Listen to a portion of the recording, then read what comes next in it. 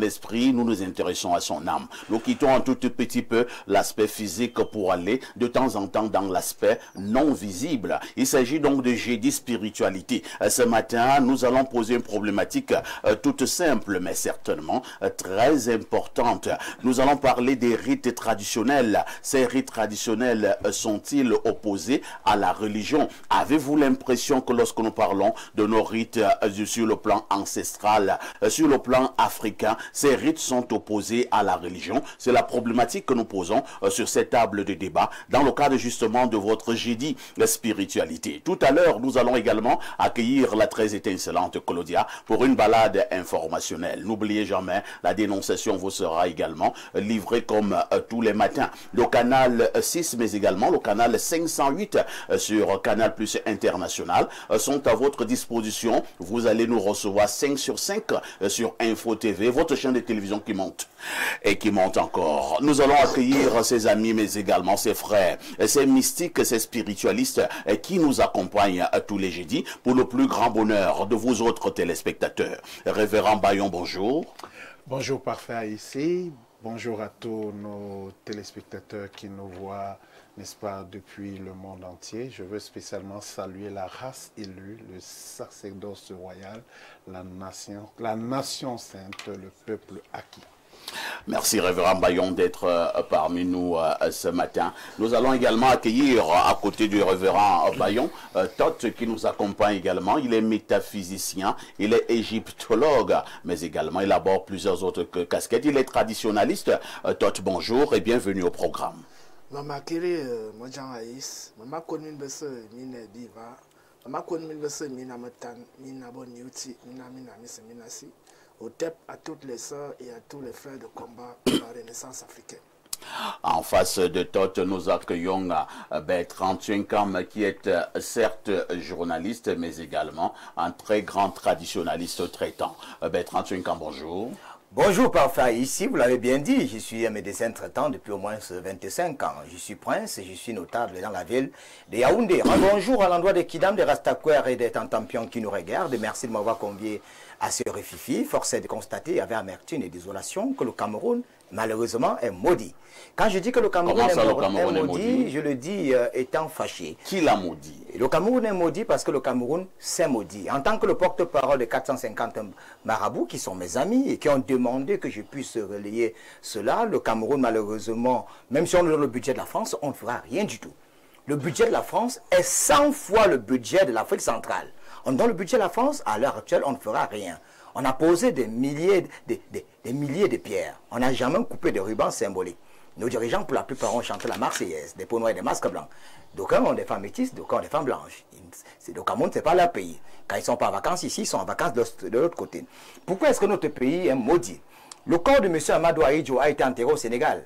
Dans nos traditions, on n'enterre pas un chef traditionnel hors de son village. Et c'est ça qui a maudit le Cameroun. Oui, ça a maudit le Cameroun parce qu'une bonne réconciliation nationale nécessite que le corps de M. Amadou Ahidjo revienne au pays. Ça nécessite que la première dame de notre pays revienne au pays. Le totem du Cameroun actuellement est malade et ça va bientôt mourir. Et si ça meurt, nous allons passer des sales tours. Et vous savez que le totem du Cameroun, c'est le lion. Au fait, dans la voyance, quand le lion est malade, comment vous savez que ce lion est malade? Le totem du Cameroun est malade.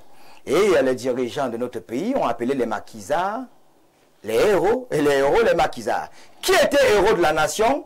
Les qui ont été des maquisards. Ces héros, parce que même mon grand-père était héros. Vous voulez revenir avec ce débat? Mon grand-père était un héros. Ce débat m'a valu une suspension, monsieur Tchenkam. Bon, laissons donc ça. Mais voilà.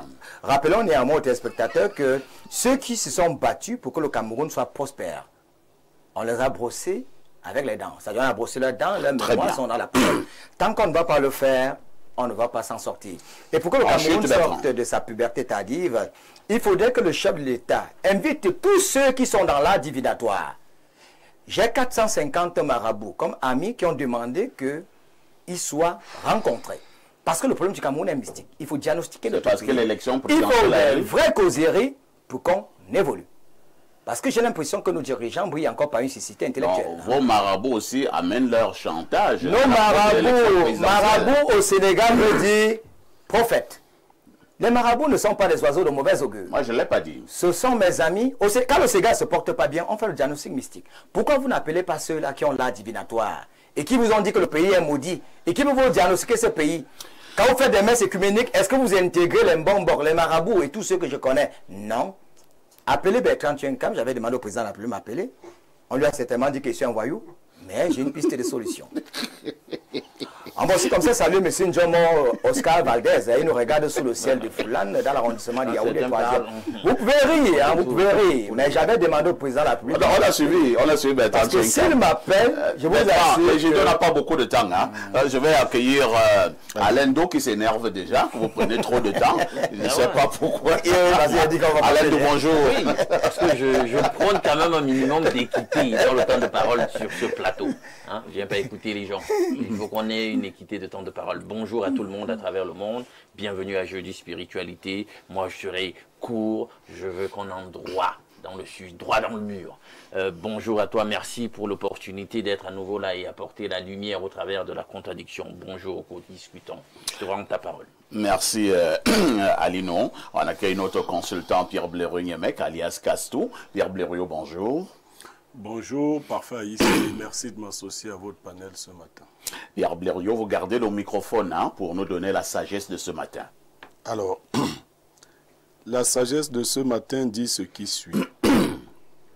Pour vivre toute une vie avec la même personne, il faut poser cela comme un choix à assumer.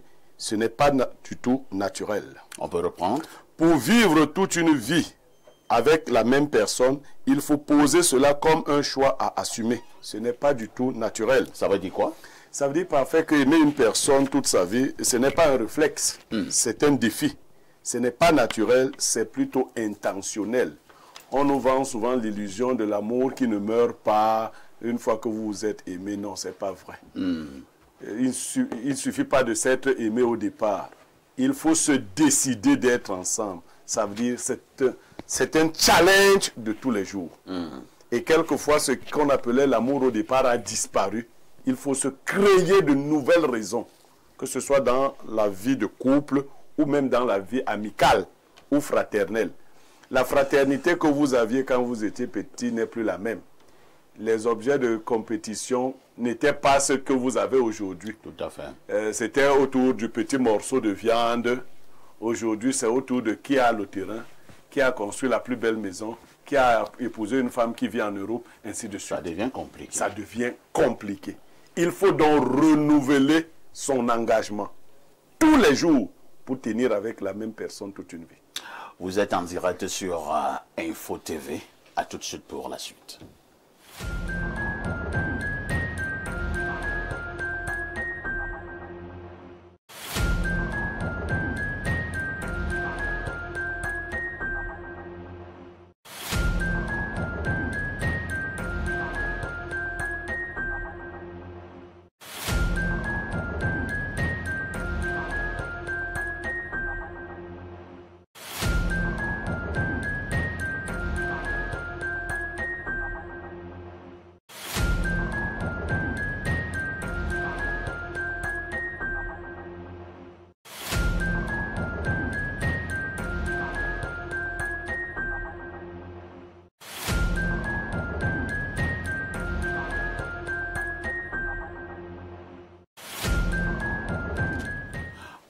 Bonjour.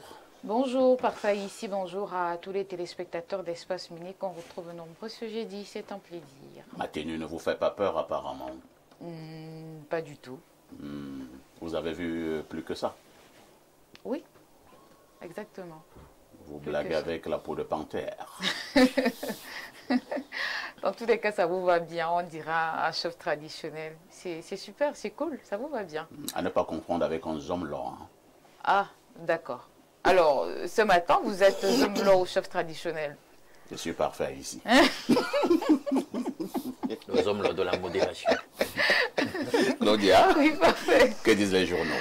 Les journaux sont en kiosque ce jeudi. Nous ouvrons avec le tri-hebdomadaire La Météo qui nous propose deux actualités. Tout d'abord, électricité. Elundu et Somba chez Eneo en visite de travail ce 23 juillet. À la direction générale du centre de l'entreprise, le ministre de l'Eau et de l'Énergie a rappelé au directeur Aman Ludier les attentes du gouvernement en matière de performance, de transparence du service public. L'actualité se poursuit ici en page 4. L'on nous fait part des activités marquant la fin de la célébration du 20e anniversaire de l'École supérieure internationale de guerre et SIG. 60 auditeurs d'Afrique et d'Europe en fin de formation. Ils ont reçu les diplômes des mains du MINDEF Joseph Betty à Somme. Tournée de prise de contact du chef de la délégation permanente départementale du comité central du RDPC pour le Fundi. Le quotidien Info Matin nous informe que le professeur Laurent Serge Tundingwa a clôturé sa visite par le Fundi 1. Le nouveau patron politique s'est exprimé à la pro du scrutin du 12 octobre prochain. Les voisins de Paul Biya sont prêts. Candidature à la présidentielle, où en est-on? Le quotidien à Capitaux Public Cameroun Tribune nous fait savoir qu'Élection Cameroun passe les dossiers à la loupe. En sport football, Lyon indomptable Marc Brice. Je suis toujours l'entraîneur du Cameroun. Dans sa parution de ce matin, le quotidien Le Jour revient sur la rumeur concernant la démission du technicien belge à la tête de l'équipe nationale de football. Le coach dément. Vraie, fausse démission. Le quotidien Le Messager s'exclame superfétatoire. Même son de cloche avec le quotidien Mutation qui s'interroge. Vraie fausse démission, Marc Brice qui est tu, point d'interrogation. Et puisqu'on parle de sport, Caporal Info annonce la rencontre des Madrilènes du Cameroun, Kylian Mbappé et Aurélien Tchouameni en vedette. L'événement va se tenir ce 26 juillet au parcours Vita de Douala. Préfectoral, gâteau national, le quotidien régional d'information du Nord Cameroun présente la carte des préfets par région. L'information est à retrouver en page 3. Je clôture ma tournée en kiosque avec l'économie quotidien, 16e session ordinaire de la conférence des chefs d'État de la communauté économique et monétaire de l'Afrique centrale. Paul Biya attendu à Bangui le 9 août prochain. Parfait ici. Merci Claudia pour toutes ces informations fraîches parues donc en kiosque au Cameroun. Nous nous disons à demain 10h. À demain 10h, bonne suite d'émission. Parfait. N'oubliez jamais le conseil. Petite Claudia, à tout ce qui brille n'est pas or. Ma petite reste prudent, tu vas grandir. Hein. Merci, hein, ça va aller. Alors, Pierre Blériot, Révérend Bayon, Tot, sans oublier Bertrand Tchenkam et Alino.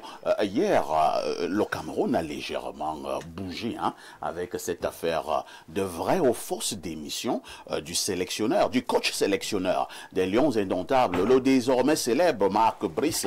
On a eu une correspondance qui a tout simplement pris la toile en otage. Une correspondance attribuée à Marc Brice qui nous faisait comprendre que le sélectionneur belge a démissionné. Quelques heures plus tard, on a eu une autre correspondance attribuée encore à Marc Brice qui venait démentir la première en disant tout simplement que je n'ai jamais démissionné.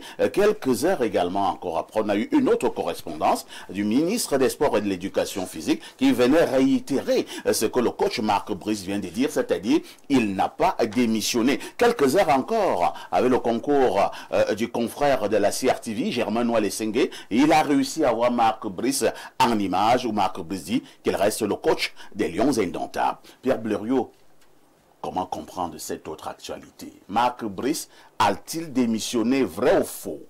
Alors, Parfait ici, j'aimerais attirer votre attention, vous Parfait ici, l'attention du plateau et l'attention de tous les Camerounais. Ni moi les combis, ni Eto, ni Marc Brice ne sont notre problème du moment. Refusons cette distraction. On a un vrai problème, c'est l'élection présidentielle. Vraiment, vous les trois là, ce n'est plus votre niveau là maintenant. Sortez du jeu. Sortez du jeu. Ignorez-les. Sortez les trois du jeu. C'est la distraction. Un peuple ne peut pas vivre un moment important comme celui que nous nous apprêtons à vivre. Je crois que les bêtises disent Fiang Nebillon. Ce n'est plus votre niveau. Le niveau des gamineries, football et autres, Je dis que moi, c'est la dernière, avant l'élection présidentielle, que quelqu'un me pose une question sur... Avant l'élection présidentielle, il y aura des matchs. Je m'en fous. Est-ce qu'on ne devrait pas jouer ces matchs? Il les joue là-bas, ça ne doit pas nous Ce sera l'équipe du Cameroun. Parce que vous allez vous réveiller. Oui. Le 13 octobre. Quelque chose se serait à passer. Quelque chose se sera déjà passé.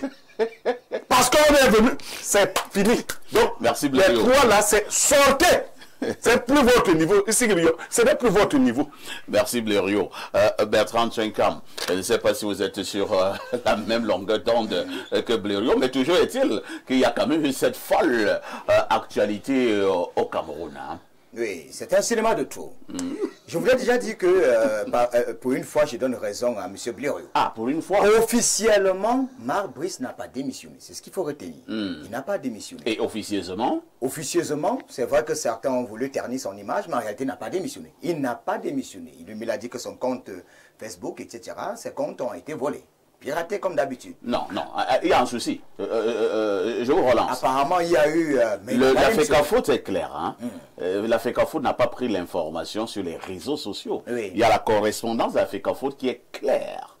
Ils retient... ont reçu la lettre de démission de Marc Brice et la FECAFOOT en a pris acte. Oui, mais ce qu'il faut retenir officiellement, parce que j'ai regardé TV5 ce matin, c'est qu'officiellement, Marc Brice n'a pas démissionné. C'est ce qu'on retient.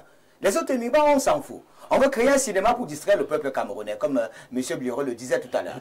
Qu'est-ce qui nous intéresse? Pourquoi le PCN a trop de candidats? Pourquoi le Manidem a trop de candidats? Pourquoi le RDPC a trop de candidats? Pourquoi l'univers, le parti univers a trop de candidats? Qu'est-ce qui va se passer? Est-ce qu'on va balayer tous ces individus et on n'aura pas de candidat à l'élection présidentielle? C'est ce qui nous intéresse. Mais Marc Brice n'a pas démissionné. Récemment, on nous a sorti... Qui a d'abord écrit la première démission? Ça peut arriver. Vous savez, je suis en train de commettre un ouvrage intitulé Les complots d'État.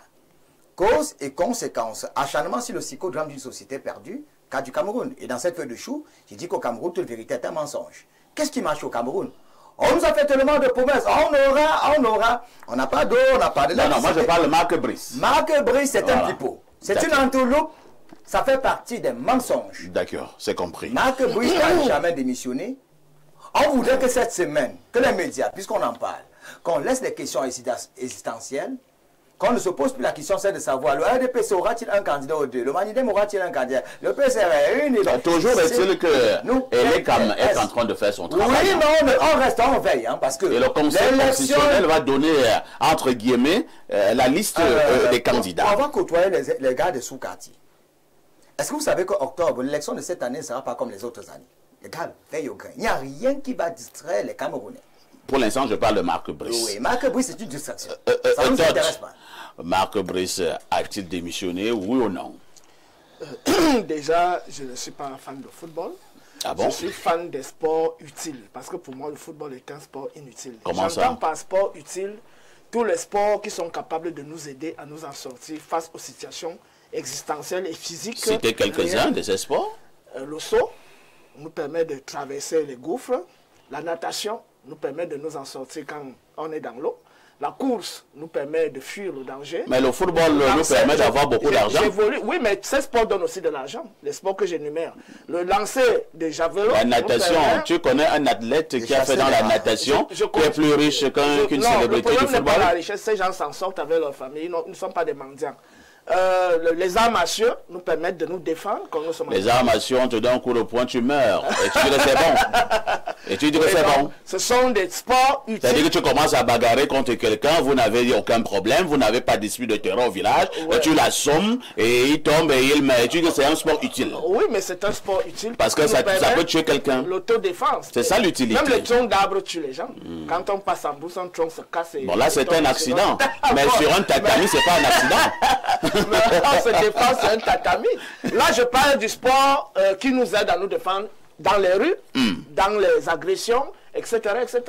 Donc, pour moi, les sports utiles... Si tu avais un André Onana dans ta famille, tu allais tenir ce genre de discours? Bon, déjà, j'ai beaucoup. Quand André Onana vient à Auvent, Oui. il amène les médecins de l'Europe, Oui. on opère les gens, on soigne les gens dans tous nos villages, Oui. et il construit des maisons, il donne à manger et à boire. Ben et quand quelqu'un meurt, il envoie le cercueil. Oui, et mais... tu trouves qu'il fait un sport inutile? Non, le sport, je ne dis pas le sport au sens de l'argent, de la pitance. Je parle sur le plan physique, c'est-à-dire ce qui peut nous permettre de nous en sortir lorsque nous sommes en danger. J'ai des élites dans mon village qui sont des milliardaires, qui font des dons et tout ça. Mais je suis très très éloigné et très distant de ces élites parce que nous ne sommes pas dans les mêmes couloirs et dans la même vision du monde. Révérend Bayon, le football également n'est pas ton dada, tu préfères faire des prophéties et maintenant dire la parole de Dieu. Merci pour cette belle taquinerie matinale. J'ai lu comme les Camerounais ces jours, j'ai lu la correspondance de la FECAFOOT, j'ai aussi lu celle du ministère des Sports qui faisait un démenti sur cela. On s'interroge, nous les Camerounais, est-ce qu'une fédération peut recevoir ou bien prétendre avoir reçu une lettre de recommandation, n'est-ce pas, une lettre recommandée, pas de recommandation, une lettre recommandée, ça veut dire qu'il y a des preuves à la poste. Tout à fait. N'est-ce pas, de cette lettre. Est-ce que Marc Brice aurait dit ou n'aurait pas dit? On trouve qu'il y a quelque chose qui se trame dessous. C'est ce que mon analyse personnelle. Ça cache quelque chose. Oui, ça cache quelque chose et peut-être Blériot aurait quand même une vision de quelque chose. Est-ce qu'on ne voudrait pas nous distraire de ces événements majeurs qui sont en train d'arriver sur cette nation? Mais il faudrait quand même être sûr qu'il y a quelque chose qui se passe là-dessous. Est-ce que Marc Brice aurait fait une démission? Est-ce que le ministère refuserait la démission? Il a même voulu démissionner, tu ne démissionnes pas. Voilà, la démission de Parce Marc que Brice, pour vous relancer, on a quand même lu la correspondance du MINICEP, quelque part où il est dit que Marc Brice a reçu ses arriérés, le paiement de ses arriérés, le 18 juillet dernier. Lors de la première correspondance où on avait la démission de Marc Brice, on faisait justement comprendre dans cette démission que Marc Brice démissionne parce qu'il n'a pas eu ses 2 mois de salaire. Il faisait le chantage. Je ne suis pas en cuisine interne là-bas, mais on Moi, je dis ce que il y a j'ai lu. certainement quelque chose. Hein. Moi, mon analyse, du moins, quand Et donc, il y a quand même eu un problème de salaire. il y a, bon, je peux pas aller dire. Il a Je eu n'ai envie de pas démissionner. des Maintenant, informations, pour mais j'ai revenir, l'impression que révérend, pour revenir même dans la lettre, celle-là, bon, qu'on peut donc dire que c'est la vraie lettre de Marc Brice, à la fin, ça doit être le dernier ou bien l'avant-dernier paragraphe, Marc Brice dit qu'il faut quand même résoudre certains problèmes sur le plan administratif. nous voyons tout ce qui est surgi ces derniers temps au sein de la fédération ou avec le ministère. Nous croyons qu'il y a pas mal de choses que le football camerounais devrait avoir comme changement, comme mise au point, les fonctionnements internes de cette famille du football-là. Je pense qu'il y a quelque chose à faire. Et je pense que les Camerounais devraient renvoyer. Nous devrions en ce moment nous concentrer sur ces événements majeurs qui doivent se passer au Cameroun, même si on ne dit pas qu'on va mettre en Je voudrais vous rappeler que le football a toujours été un élément important dans la vie politique de ce pays. Vous avez des doutes? Je suis d'accord avec vous que le football camerounais est important. C'est important, mais je veux dire qu'il y a quand même, c'est pas tous les ans qu'on fait une élection présidentielle. Très bien. Deuxièmement, c'est pas aussi la même chose l'élection présidentielle de 2025 que toutes les autres. On a compris qu'on doit être focus sur la présidentielle. Oui, je présume que c'est ce qu'Alain Douk veut également dire, donc pour gagner en temps, on passe à autre chose. Je vais faire une intervention en 2 ans. Ah, moi je voulais qu'on gagne en temps. Non, je vais attaquer de front ton actualité pour que tu n'aies pas l'impression qu'on veut l'éluder. C'est vraiment l'impression que j'ai eue. Voilà. Et puis, je vais entériner la prise de position de Blériot et des autres sur l'élément distractif peut-être dans le traitement de cette actualité. Bien. Quand vous ne payez pas quelqu'un, qu'est-ce que vous vous dites? Ben, peut-être que c'est une façon de lui signifier qu'on n'a plus besoin de ses services. Si tel est le cas, il est donc en droit de vous dire, bah, lui veut passer à autre chose. Et justement, peut-être possiblement aussi dans une démarche qui tend à vouloir attirer l'attention sur lui et le remettre, comme on dit, remettre la case au milieu du village et vous dire qu'il est bel et bien là, il faut qu'on s'intéresse à lui. Et on voit donc que la stratégie a marché. Il y a eu une première lettre, etc. Et puis il y a un rétropédalage dans tout l'écosystème finalement. Si vous dites le rétropédalage, cela signifie que vous dites que la première lettre est authentique, c'est Marc Brice qui la signe. Possiblement, nous ne pouvons être que dans les hypothèses. En ce qui concerne cette lettre-là, elle vient d'où? Voilà. Et si elle n'a pas existé, vous voyez donc tout le... Entre-temps, pourquoi ne porte pas plainte contre la FECAFOOT? La FECAFOOT qui a dit que Marc Brice a démissionné. Ben, écoutez, pourquoi devrait-on porter plainte si... C'est une diffamation. Non. Propagation de fausses nouvelles. C'est pour cela que j'ai dit, là, nous ne pouvons faire Si on ne porte pas plainte contre la FECAFOOT, cela signifie que la lettre était authentique. Parfait. C'est ce que nous sommes en train de dire. On dit tous la même chose. J'ai dit, tout ce que nous faisons là, nous sommes dans les hypothèses. Je n'ai pas d'éléments objectifs et matériels pour entériner tout ce que je vais faire comme commentaire sur le sujet. Il y a un rapport distancié entre cette actualité et nous.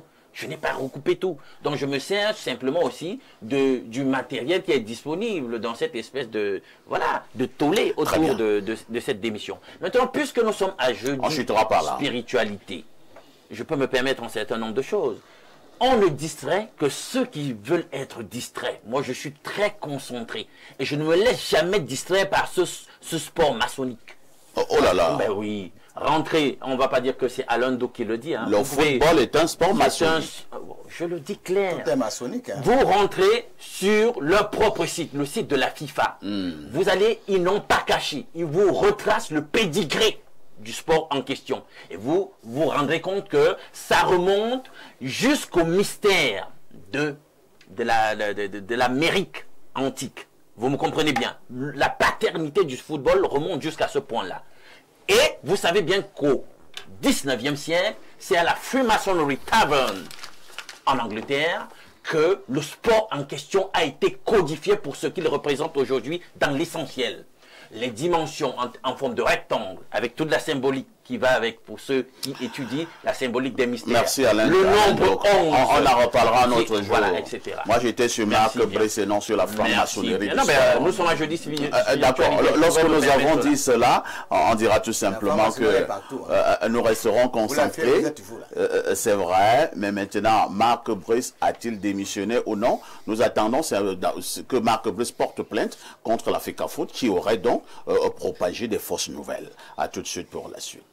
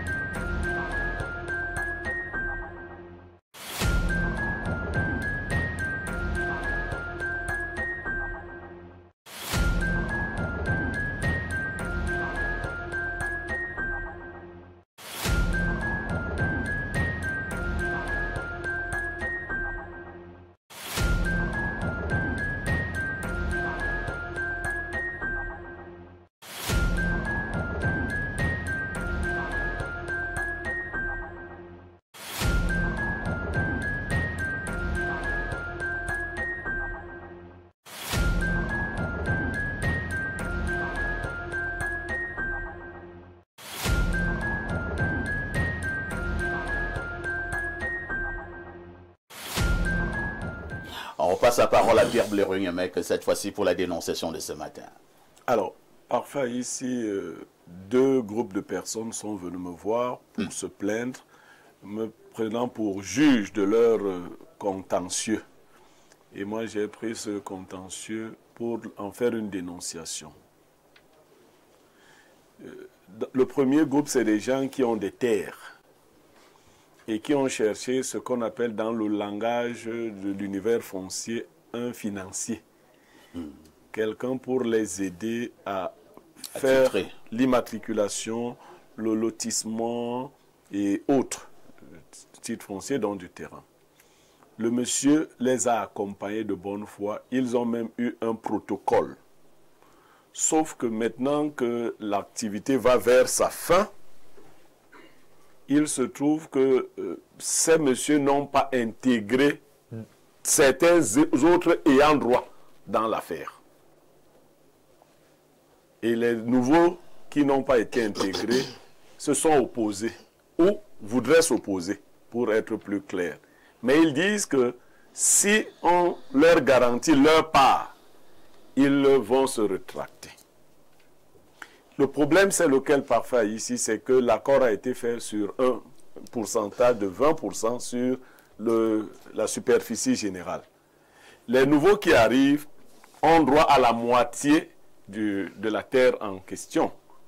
Qui a 20%? C'est le financier. Le financier. Il est docile. Oui, on a même observé qu'il était quelqu'un de raisonnable. Sauf que les nouveaux qui arrivent ont droit à la moitié. Et ici, il paraît que c'est les 20% du financier qui risquent d'être affectés gravement. Parce que la famille se trouve, dit-elle, se trouve à l'étroit par rapport à la superficie qui lui reste. Mais pourquoi les 20% du financier doivent être touchés? Puisqu'à côté des 20%, il y a encore 80%. Oui, ben, effectivement, c'est ça le problème. Pourquoi ne vont pas se partager les 80%? C'est là le problème. C'est ça dans le nœud du problème. Le nœud du problème. On lui propose maintenant d'avoir 10% sur la superficie générale. Ça fait un blocage. Révérend Bayon, votre regard?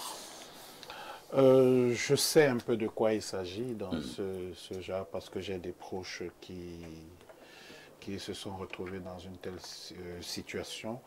Je pense que peut-être nous devons interpeller l'État ici pour mieux encadrer ce genre de choses, parce que nous voyons d'un premier fait que les familles ne sont pas capables de faire généralement leur terre.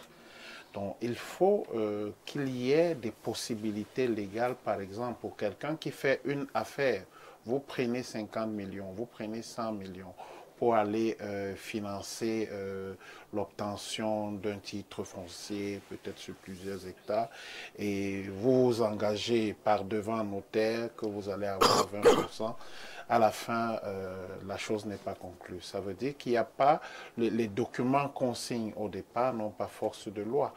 Donc il faudrait peut-être, je ne suis pas un expert dans le domaine, il faudrait peut-être encadrer juridiquement ce genre de pratique, en sorte que ceux qui y mettent un investissement soient protégés. Maintenant, il y a des partages qui se font en famille. Ça veut dire nous avons 80% des terres en famille. Qu'est-ce que nous en faisons? Nous ne pouvons pas aller toucher les 20% de celui avec qui on s'est accordé pour... Parce qu'il y a une mafia dessus. Hein. Il y a toujours un petit cousin qui va apparaître à la dernière minute. Parfois, c'est fait par les gens même qui ont fait les différents protocoles d'accord. Un cousin qui va apparaître de nulle part et qui va dire qu'il est un ayant droit. Et voilà, on a négligé. Bertrand Chouinkam, est-ce qu'il ne faut pas dire que dans le cadre de cette dénonciation, on est allé sur des bases entre guillemets fausses dès le départ? Je voudrais m'expliquer. C'est-à-dire, on a eu une partie qui a contacté un financier. Et maintenant, la deuxième partie n'était pas impliquée. Maintenant, eux, ils ont fait leur accord avec la première partie, selon laquelle le financier devait avoir 20%. Maintenant, lorsque la deuxième partie entre en scène, est-ce que ça ne devient pas compliqué? Ça devient compliqué. C'est la raison pour laquelle, moi, j'ai dit toujours, la question foncière, ça sera la prochaine guerre ici au Cameroun. Parce que nous ne souhaitons pas. On ne souhaite pas. Mais il faut rappeler, récemment, en Colbusson, nous avons vu comment les matières sont sorties. Tout à fait. La question foncière. On a même impliqué les chefs traditionnels dans l'immatriculation foncière. C'est-à-dire les chefs traditionnels ont gros chapitre. Mais qui sont les chefs? Ceux qui sont allés là, comme par exemple le président de l'Assemblée nationale qui est devenu chef Resaba, premier décret. On a des chefs aujourd'hui qui sont achetés. C'est-à-dire quelqu'un est dans l'administration, il y a des chefs de l'administration et des chefs qui sont légitimes. Il y a peu de chefs qui sont légitimes. À peine 50% des chefs sont légitimes. Il y en a qui sont là, qui vendent tout leur village au vu et au su de tout le monde. Et les autochtones sont à la merci des oubliettes. Vous trouvez normal que quelqu'un qui sort d'ailleurs se retrouve dans une localité, récupère 100 hectares au vu et au su de tout le monde, entre-temps l'autochtone qui est là, il n'a même pas où chasser son rat, il n'a nulle part où aller. Donc il faudrait déjà recycler ces chefs. Mettre même ces chefs en prison, c'est à un certain moment, ils se comportent comme les oiseaux de mauvais augure, dont l'imposture et la forfaiture sont connus. Qu'est-ce qui peut expliquer qu'au Cameroun, quand on nous apprenne que pour avoir un titre foncier, il faut avoir 40 ans? C'est-à-dire pour avoir un titre foncier. Gagnons en temps, hein. Restons exclusivement sur la dénonciation. Sur la dénonciation, je vais tout simplement dire que le financier a quoi d'abord avoir dans les affaires de terrain d'un village. Si vous étiez capable de vous-même avoir un titre foncier, pourquoi avoir cherché le financier? C'est parce que vous êtes misérable, vous êtes pauvre. il aurait fallu rencontrer un individu. Maintenant que les papiers sont sortis, c'est là où on connaît les vrais gens de la famille. Alors il faut remercier celui qui allait chercher ses financiers. Mais il faut aussi dire qu'il y a des mauvais financiers. Moi, je connais aussi des financiers, puisque je suis dans une localité où c'est le 4e titre foncier qui sort. Hein. Le titre foncier ne sécurise plus le terrain à Yaoundé. C'est-à-dire, il y a des financiers, il arrive là, vous avez 26 hectares, il prend pratiquement la moitié. Oui, il y a des financiers comme ça. Ouais. Celui-ci n'a que demandé 20%. Voilà pourquoi il disait qu'il était même bon. Il était tellement bon parce qu'il y a des financiers qui prennent 50%. Et certains qui vont même au-delà de 50%. Hein. Ouais. C'est-à-dire que vous avez 30 hectares, quelqu'un arrive là, il vous prend 20 hectares lui seul, parce que c'est lui qui vous a donné de l'argent, il vous a facilité. Pour faire sortir le titre foncier. Donc pour le cas pareil, 20% c'est rien du tout. Remettez-lui son dû. Il a été assez gentil. Il peut même biaiser même la procédure et vous vous retrouvez dans les difficultés. Merci. Parce que dans le terrain, il y a les ascendants, il y a les descendants. Et quand vous lisez les titres fonciers, on écrit bien les collatéraux. On peut remettre même le titre foncier à cause. Hein. Là où j'habite, on est déjà au 4e titre foncier. C'est compris. Ce problème, hein, cette dénonciation soulève quand même beaucoup d'aspects. On a parlé de l'aspect même entre financier, même si on peut reconnaître rapidement que ce financier n'est pas particulièrement vicieux, mais cet aspect des financiers là aussi, lorsque nous parlons des immatriculations de terrain, c'est un problème aussi suffisamment sérieux. Pour la plupart, ce sont des grands malhonnêtes. Oui, c'est vrai, ce sont des grands malhonnêtes, mais moi, je ne vais pas m'attarder sur les financiers, je vais m'attarder sur les problèmes familiaux. Parce qu'aujourd'hui, nous, dans un monde de prédation, de matérialisme et d'intérêt personnel, nous faisons fi de ce qu'on appelle les bases solides de l'entente familiale. Parce que le problème, justement, naît parce que les deux parties ne sont pas d'emblée impliquées. Il y a une partie qui contacte le financier sans demander le consentement de l'autre partie. Et donc, c'est là la base du problème. Or, lorsque on parle de l'Afrique traditionnelle, le socle familial était bâti sur un idéal et sur une entente mutuelle, sur une harmonie régie par le chef de famille. Donc, cela montre clairement que cette famille est en crise en ce qui concerne l'entente et sur les intérêts de la famille. Maintenant, le financier, si ce problème familial était parti sur une bonne base, c'est-à-dire les deux parties étaient impliquées, on n'aurait pas eu ce problème. Il est vrai. Est-ce qu'on peut soupçonner la première partie d'avoir voulu doubler la deuxième? Bien évidemment, il s'agit de ça. C'est pour ça que j'ai mis à la base la logique de prédation. Parce qu'aujourd'hui, les Africains sont devenus plus prédateurs même que les Occidentaux. Ah bon? Plus matérialistes que les Occidentaux. Mais plus intéressés. Les 20% qu'on leur demande là ne représentent rien. Voilà. Ailleurs, on te prend même 70%. Il ne faut pas aussi dire que ça en représente rien. En réalité... Parce que si c'est 100 hectares, tu as 20 hectares de 100 hectares. Vous avez les moyens. La première partie était bête. Vous aviez les moyens. Maintenant, quand vous a aidé à vous sortir de la puberté tardive dans laquelle vous étiez, vous vous rendez compte que dans le financier, il a exagéré. C'est 10%. Personne n'est sur un plateau, je devais te dire autre chose. Il faut dire aux familles, si on vous demande 20 millions pour résoudre un problème, dans toute une famille, vous n'avez pas 20 millions, ça montre que vous êtes misérable. On a rien compris, voilà. Toi, vous avez le chantage, comme j'étais en train de le dire, il faut qu'on saisisse le truc au niveau de la racine. Parce que un jour, on verra où nous sortent ces financiers aussi. Nous sommes victimes d'une société totalement déracinée et qui paie aujourd'hui le genre de situation que nous sommes en train de voir là. Donc, il faut attaquer les choses au niveau de la racine. Merci, Tot. Alain, donc, problème foncier encore au Cameroun. Quand vous allez maintenant au niveau des tribunaux, hein, je n'ai pas fait un sondage, mais je pense que ces problèmes fonciers, c'est pratiquement 60% des procès au niveau de nos tribunaux. Il faut prendre cette situation au sérieux. Oui. Et surtout sensibiliser les chefs. Hein. Bertrand Tchenkam, c'est Alain Dou qui a la parole. Justement, c'est son heure de gloire. Je parlais à ce sujet d'une réévaluation de notre code domanial et foncier. Il faut une plus grande équité. Vous voyez, c'est un indicateur qu'en réalité, nous sommes ancrés sur la problématique des possessions matérielles et de l'argent. On ne se sent pas accepté, on ne se sent pas intégré dans la société qui est celle de la République lorsqu'on a l'impression, ou alors lorsque c'est établi, qu'on est sur le fil du rasoir financier. Vous voyez, en réalité, tout le problème, hein, dit trivialement, repose sur une question d'argent. En fait, parce que si ces gens avaient ce qu'on attendait sur le plan financier, ils allaient eux-mêmes amorcer les procédures, on n'aurait pas eu l'intervenant qu'est le financier en réalité. Donc voilà comment la République peut être transformée en plutocratie. C'est-à-dire que finalement, c'est ceux qui ont l'argent qui dictent ce qu'il faut faire. Qui dictent la loi. Oui, ils dictent la loi. Il faut qu'on évite une construction sociale qui est ancrée.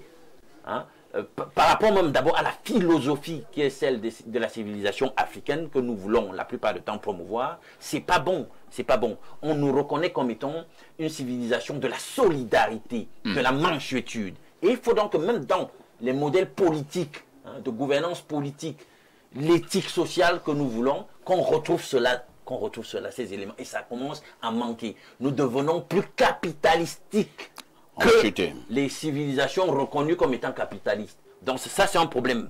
Bien, maintenant, je pense que quand un deal est formulé, c'est un deal. Je ne sais pas, même puisque nous sommes en jeudi spiritualité, autant le dire, hein, il y a un proverbe dans la Bible qui dit que si vous avez fait un engagement, vous êtes engagé à quelque chose, même si finalement vous vous rendez hein, en rétro-pédalant, que c'est à votre désavantage, puisque vous avez donné votre parole à ce sujet, vous laissez courir. Est-ce que vous saviez qu'il y a un proverbe qui le dit? Donc, il faut laisser faire. Pourquoi? Parce que la parole, en réalité, elle est sacrée. Je veux croire que civilisationnellement, désormais, on a désacralisé la parole, on l'a traînée dans la boue, on l'a démystifiée, on l'a banalisée, on l'a galvaude et tout, mais pour les anciens, ce n'était pas le cas. Hein? Et d'ailleurs, il suffisait de donner sa parole pour qu'un contrat soit scellé. On n'avait même pas besoin de porter les choses par écrit. J'ai donné ma parole, et on passe à autre chose. On va passer la parole. On va passer justement cette parole à Pierre Blériot. Pierre Blériot, j'insiste que cette dénonciation soulève beaucoup de problèmes. Et s'il y avait une certaine facilité dans l'obtention du titre foncier, qu'est-ce que j'aimais dans facilité? Qu'on puisse avoir des mécanismes déjà clairs et des mécanismes qui ne nous prennent pas trop d'argent, trop de tracasseries. Certainement que ces financiers-là ne devraient pas avoir le vent en poupe. Pour avoir un titre foncier, ça commence... Est-ce que ce n'est pas possible d'avoir un titre foncier à moins de 500 000? Au Cameroun, pour avoir un titre foncier, il faut débourser à des millions. Est-ce que ça ne laisse pas libre cours? Voilà, Alain Dou me dit même que 500 000, même c'est même cher. Pourquoi on ne peut pas avoir un titre foncier à 100 000 francs CFA? Je vous passe la parole, Pierre Blériot. Parfait, moi je vais même faire mieux. Si l'État veut même prendre des terres, pourquoi lui-même ne peut pas faciliter l'obtention des titres fonciers et prendre des petits pourcentages qui remettent dans l'aspect domanial pour les achats de ceux qui pourraient acheter de manière rationnelle? Aujourd'hui, on dit que c'est rien. Mais quand vous prenez 20 hectares dans le village des gens, parce que vous... Ce n'est pas rien. Ce n'est pas rien. C'est beaucoup. Il y a cet aspect-là. Il y a l'insécurité foncière même des propriétaires, entre guillemets, naturels des terres.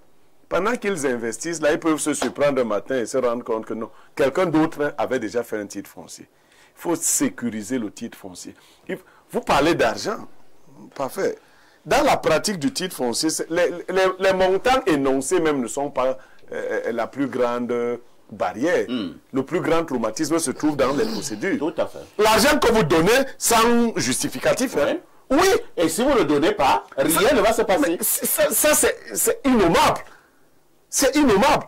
Alors, ça facilite la corruption. Je dis, l'État peut dire que si tu as 50 hectares, on te donne un titre foncier et 5 hectares reviennent à l'État. Vous voyez? L'État recouvre son argent, je préfère parler de manière simple, en vendant à des fonctionnaires et autres ces 5 hectares à des prix reconnus. Le financier, vous ne saurez jamais combien il a mis. Quand il maîtrise même déjà les réseaux, voilà, vous ne saurez pas. C'est lui qui vous dit que j'ai mis tant. J'ai mis 15 millions. Alors il n'en a même pas mis deux. Bon, donc, il faut. Maintenant, les familles, parfait ici. Une partie de la famille s'en va pour doubler l'autre parce que c'était l'idée. Il faut saisir. Pourquoi les 20% deviennent un problème? C'est parce que le nombre de personnes qu'on doublait était très important. Quand il revient maintenant dans le partage, ça fait chuter l'affaire. Disons une affaire, on a 50 hectares. Nous sommes restés 10 que vous n'avez pas pris en compte. Vous avez décidé que le monsieur a 10 hectares. Quand nous rentrons dans le partage, ça devient compliqué. On commence à voir que le financier là est trop. Oui, parce que les membres de la famille vont se retrouver avec les demi-hectares. Vous voyez ce qui fait mal. Le financier aura 20, 10, non. Il y a problème. Je dis que l'État doit nous aider. Mais en attendant, je corrobore ce que dit Alain Douk. Quand vous avez pris un engagement, surtout s'il est relativement sain, parce que celui-ci, dans le contexte, il est relativement sain. Il faut que chaque parti le respecte. Très bien. Lisons les nombreux messages jusque-là enregistrés. Meyegao Info TV. Bon, pour ceux qui nous regardent au Bangladesh et en Corée du Nord, ça veut dire bonjour Info TV. En langue bassa. En langue bassa. C'est la langue de quelqu'un sur ce plateau. Enfin, de plusieurs personnes sur ce plateau. Parce qu'il y a un pasteur également qui est de ce côté. Merci à tonton Blaireau Yemek pour les éternelles sagesses enrichissantes. Concernant la dénonciation, encore et toujours les problèmes fonciers. À mon avis, l'État devrait encadrer les problèmes liés à ce genre de situation. C'est une situation assez préoccupante dans notre pays. Paul Nteb depuis Oja, l'homme qui va sonoriser gratuitement la campagne électorale de Blaireau Yemek en 2032. Un clin d'œil à Alain Douk. J'ai rencontré c'est DJ Paul Nteb. Non, j'ai déjà rencontré Paul Nteb. Il a un matériel plus que sophistiqué. Vraiment, garde-le comme ça, enrichis-le. C'est toi vraiment qui va sonoriser la campagne électorale. Il nous faudra des pick-up pour transporter le matériel. Bonjour, monsieur Aïssi, le manidem de la modération. Bonjour à monsieur Yemek, le camto de l'analyse. Bonjour à Alain Douk, l'Anissé et Kane de l'intelligence. Et bonjour à ton panel. Par rapport à la dénonciation, je ne veux pas me prononcer, car ce que nous vivons, cette même situation dans notre famille, et nous avons même une réunion familiale le mois prochain. C'est terrible ces affaires foncières. L'adorateur Ouan depuis Yaoundé. Allons au plus 33, c'est la France. Salut le plateau, vraiment mes amis et frères. Mon frère vit une situation compliquée. Notre mère et sa femme refusent de me parler depuis lundi, car elles ne comprennent pas comment, avec ses vestes croisées, il n'a pas déposé son dossier de candidature à Elekam. Aidez-nous quant à la dénonciation. C'est une arnaque organisée appelée le maître carré. À la fin, on va lui proposer 5%. Je sais de quoi il s'agit. Bon, la première partie de votre intervention, c'était de la distraction. Ne faites plus cela. Alors, la Maïture, mission d'aménagement et d'équipement des terrains urbains et ruraux, a été créée dans les années 70 pour jouer ce rôle de financier, mais a failli après la crise économique des années 80 et 90. Le protocole d'accord signé entre les parties devrait pouvoir conduire au règlement de ce genre de litige. Bonjour à tout le panel. Aucun texte ne précise explicitement l'âge requis. Bon, je pense que oui, l'âge requis pour l'obtention d'un titre foncier. Voici ce qu'il faut savoir à ce propos. Il existe deux possibilités d'immatriculer les terres du domaine national, soit par voie d'immatriculation directe pour les terres d'habitation, de culture, de plantation, de pâturage et de parcours qui appartiennent au domaine national de première catégorie, soit par voie de concession pour les terres libres de toute occupation effective qui appartiennent au domaine national de deuxième catégorie. Le législateur semble n'avoir pas clairement identifié l'âge requis pour l'immatriculation d'un terrain, mais a sans doute donné des indices clairs. C'est le cas de l'exigence d'une mise en valeur avant le 5 août 1974 pour immatriculer les terrains du domaine national de première catégorie. Ainsi, il semble évident qu'on ne peut avoir participé à la mise en valeur d'un bien avant sa naissance, ce qui, par déduction, nous donne des indices pour l'âge requis pour lancer une procédure d'immatriculation directe. Être né avant le 5 août 1974, donc pratiquement en 2025, il faut avoir plus de 50 ans. Exactement. Autre message ce matin. Bonjour boss, j'espère que vous allez bien. Moi c'est Billy Akele, le fameux gifleur de Lyon. Bonjour Billy. Billy était venu me voir au bureau il y a pratiquement plus de 2 ans. Je ne sais pas, Billy, vous êtes reparti ou bien vous êtes au Cameroun? Alors partons du côté du plus 34, c'est l'Angleterre. Bonjour parfait ici, ainsi que tout ton panel, très bonne émission. J'ai dit, tu as un cam là, il est comment? Moi-même, je ne sais pas. Allons au plus 33, c'est la France. Bonjour, monsieur Aïssi, s'agissant de votre mise en bouche, comme mon demi-frère Blériot sait que Brice a vraiment démissionné et qu'il s'est revisé, il dit qu'il ne parle que des élections. Il ne fait pas dans la distraction. Donc d'ici au 12, il ne va pas se distraire avec ces 5 femmes. Incroyable. Merci de bien surveiller Bertrand et bien le recadrer. Si tu le laisses, il peut même nous parler de son ex de la terminale et qu'il avait attrapé avec une fille de la 3e espagnole. Bertrand, c'est vrai cette affaire?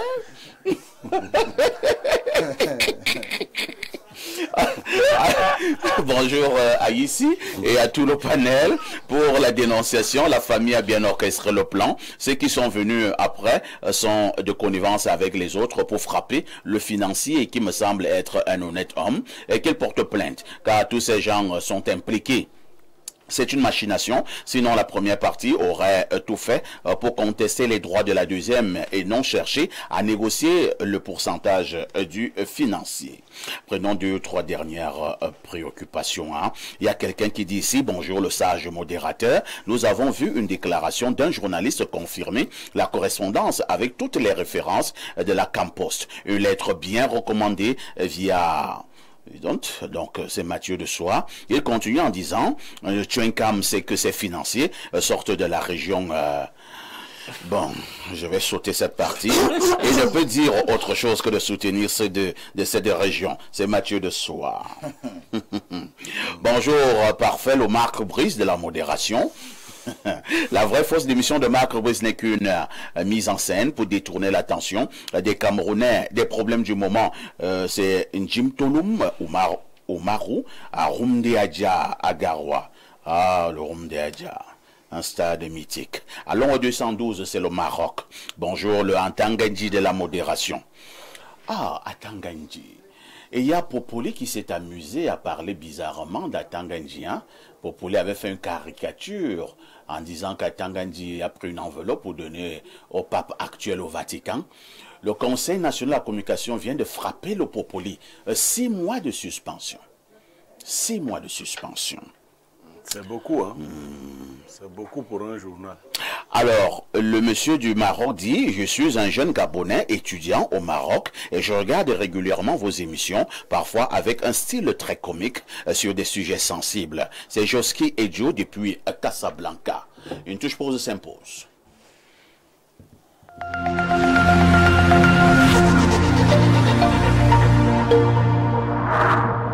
Sous le haut parrainage de Madame Chantal Biya, première dame du Cameroun, la Fédération camerounaise de cyclisme en partenariat avec le complexe hôtelier, touristique, sportif et culturel Bagofit Sound City organise la course internationale VTT Chantal Biya, première édition. Au programme, du 10 au 15 août et du 25 au 30 août 2025, la grande campagne de santé gratuite au Soko Akiba Mama Chantal Biya au profit des populations des 4 départements et des 33 arrondissements de la région de l'Est. Pour toute information sur la campagne de santé, appelez les numéros suivants 6 76 30 27 23 6 95 18 45 04 6 99 95 07 77. Du 26 au 30 août 2025, foire, exposition économique et socio-culturelle. Le 29 août 2025, marche sportive et grande soirée culturelle. Et enfin, le 30 août 2025, course internationale VTT Chantal Biya. La course internationale VTT Chantal Biya est un événement exceptionnel qui réunit les participants nationaux et internationaux dans une ambiance unique. Infos et réservations 6 99 91 19 63. La course internationale VTT Chantal Biya, c'est la passion du VTT. Vous désirez un enseignement de qualité pour une brillante carrière professionnelle? L'Institut universitaire de l'excellence d'Afrique centrale, agréé par le MINSUP, vous ouvre ses portes après Carrefour Hawaii sur la route d'un fou. Avec un cadre ultramoderne, les enseignants chevronnés, les infrastructures de pointe, un dortoir et des bus pour étudiants, bénéficiez des programmes théoriques et pratiques innovants en sciences de la santé dans les métiers du droit, commerce, gestion, management, finance, ainsi que les technologies de l'information et de la communication et bien d'autres. N'hésitez plus. Rejoignez la communauté d'excellence en vous inscrivant en cycle BTS, licence, master dans nos différentes filières et devenez des leaders de demain. Choisir l'Institut universitaire d'excellence d'Afrique centrale, c'est choisir l'excellence dans la formation pour un métier de référence. Infoline 695 86 17 86 674 94 71 49. Au commerce, gestion, fais ton choix. T'ouvre les bons chemins. Stage, réseau, succès au bout des doigts. Viens bâtir ton destin dès maintenant.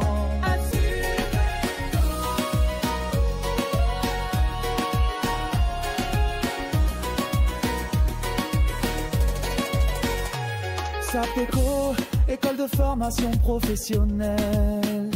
Chez nous, on trace l'avenir avec des formations solides pour réussir. Des profs chevreux.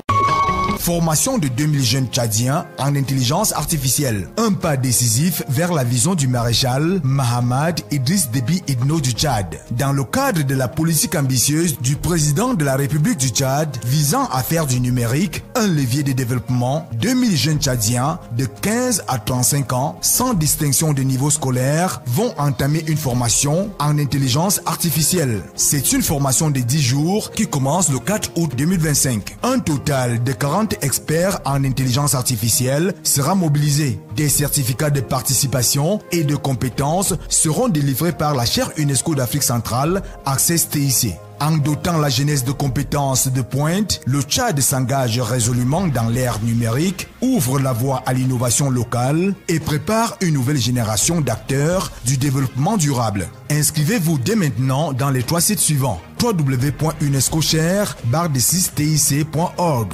www.enastic.td, www.adetic.td. La formation de 2000 jeunes tchadiens à l'intelligence artificielle est une initiative du ministère de l'économie numérique. La Banque mondiale, sponsor officiel.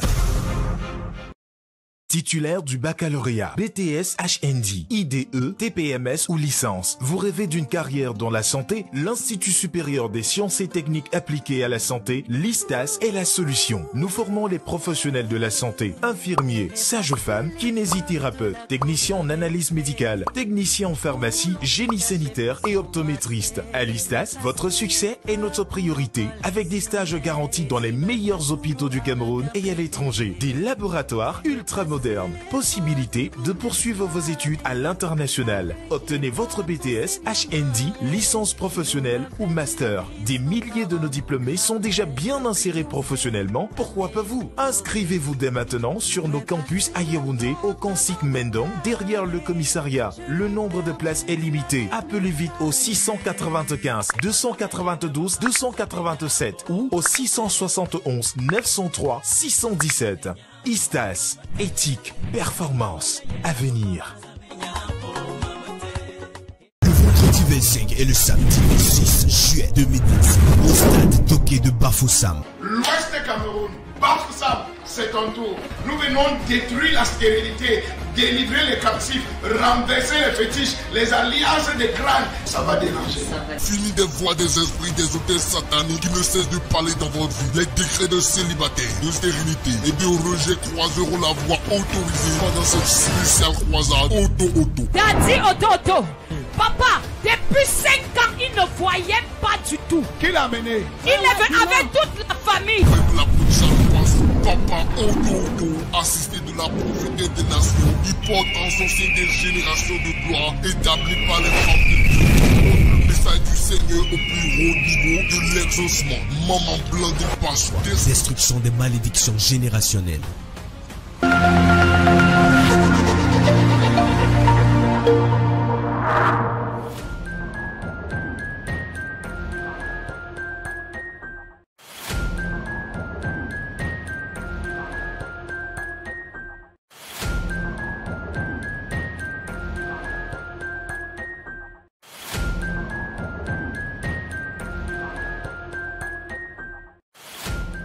Si vous nous retrouvez à l'instant, vous avez fait le bon choix et même le meilleur. C'est celui de regarder Info TV et surtout de regarder votre émission Espace Miné. Nous sommes à Jeudi Spiritualité. Nous vous l'avons dit, nous parlons des rites traditionnels, les rites de nos ancêtres. Avec une question, ces rites sont-ils en opposition avec la religion? Nous irons pas à pas. Hein. Je commence par Bertrand Tchenkam. Bertrand Tchenkam, de manière générale et surtout de manière très simple, qu'est-ce qu'on peut mettre dans un rite traditionnel, dans un rite africain, dans un rite ancestral? C'est quoi un rite traditionnel? Alors moi je considère un peu les rites comme un ensemble de rituels qui consistent à se connecter aux esprits supérieurs. Et je considère la religion comme en latin religare, relié à. On est relié à un dogme qui peut être considéré par certains comme des idéologies et par d'autres comme des utopies et des illusions. Donc la religion renvoie au dogme. Et Karl Marx, de Vérité et Mémoire, disait que la religion c'est l'opium du peuple. Donc c'est comme une drogue qu'on vous donne. Nietzsche disait que la religion c'est une forme de névrose pour l'humanité. Et les chrétiens vous diront par exemple que secte ne veut pas dire mauvais. Secte vient du latin sectare, division, regroupement. On peut se regrouper parce qu'on a une idéologie qui est positive ou négative. Donc secte veut dire regroupement. C'est l'idéologie qui est la religion. L'idéologie peut être polluée, oui ou non. Et d'aucuns vous diront que l'Église, ce n'est pas une baptiste, c'est l'ensemble des chrétiens, c'est ceux qui pensent que Jésus serait mort sur la croix pour leur être utile. Par rapport à la question que vous avez posée, les rites traditionnels sont-ils opposés aux religions? Je dirais carrément non. Parce que quand je regarde un peu mes us et coutumes, j'ai l'impression que les Occidentaux ont carrément tout pillé en Afrique. Tout vient de l'Afrique. Tout vient de l'Afrique. Les religions occidentales ont tout copié dans nos us et coutumes, il faut le dire. Moi, je prends par exemple le cas de l'Égypte. Vous savez que tout vient de l'Égypte. Si vous prenez par exemple les sceaux de la franc-maçonnerie, vous partez dans la ville de Washington, vous allez voir par exemple l'équerre et le compas qui sont entrecroisés. Voilà carrément les choses qu'on retrouve carrément dans la franc-maçonnerie. Dans nos us et coutumes, on avait aussi cela. Et ça sont des choses qu'on a découvertes au niveau de l'Égypte. Prenons le cas des pyramides. Vous voyez par exemple sur le billet d'un $, on a la pyramide. Mais la pyramide vient d'où? En Afrique. Ça veut dire que c'est africain. Quand vous partez par exemple dans la région de l'Ouest Cameroun, vous allez voir par exemple que nos huttes, pour ne pas dire nos maisons, sont construites avec des huttes. C'est-à-dire on a carrément des trucs là qui sont comme des pyramides. Vous dites que la pyramide, elle est africaine, elle vient d'Égypte. Quand vous prenez le compas, que les francs-maçons appellent, qui symbolise un peu la vertu chez eux, compas, équerre et tout ça là, ça vient de l'Afrique. Vous savez, Pythagore a fait ses études en Égypte. Vous voyez par exemple le cas de... Ils sont nombreux qui ont fait leurs études en Égypte. On va chuter. Il y a une boisson qui est carrément célèbre. Bon, je ne vais pas citer cette boisson, mais sachez que tout vient de l'Afrique. Je prends par exemple le cas de la notabilité. Nous avons combien de notables? Quand on dit Fauveau, le chef des 9, il y a 9 notables, non? L'enfant fait combien de temps dans le ventre pour sortir? 9 mois dans le ventre. L'homme a combien d'orifices en lui? L'homme a 9 trous en lui, 9 orifices en lui. La neuvaine, c'est le chiffre 9, non? Donc c'est ça. Et en Afrique, on sait que Dieu, c'est une femme. C'est pour ça que chez nous, nous sommes dans une société matriarcale. Et même Dieu le sait. Dieu, c'est une femme, parce que la femme a 12 orifices. Certains rosicruciens vous diront que carrément c'est 12 degrés, mais Jésus avait combien d'apôtres? 12. Et par exemple, si vous prenez le cas des totems, dans la Bible on parle de totems, non? Nous avons les totems en Afrique. Le totem du Cameroun, c'est quoi? Le lion.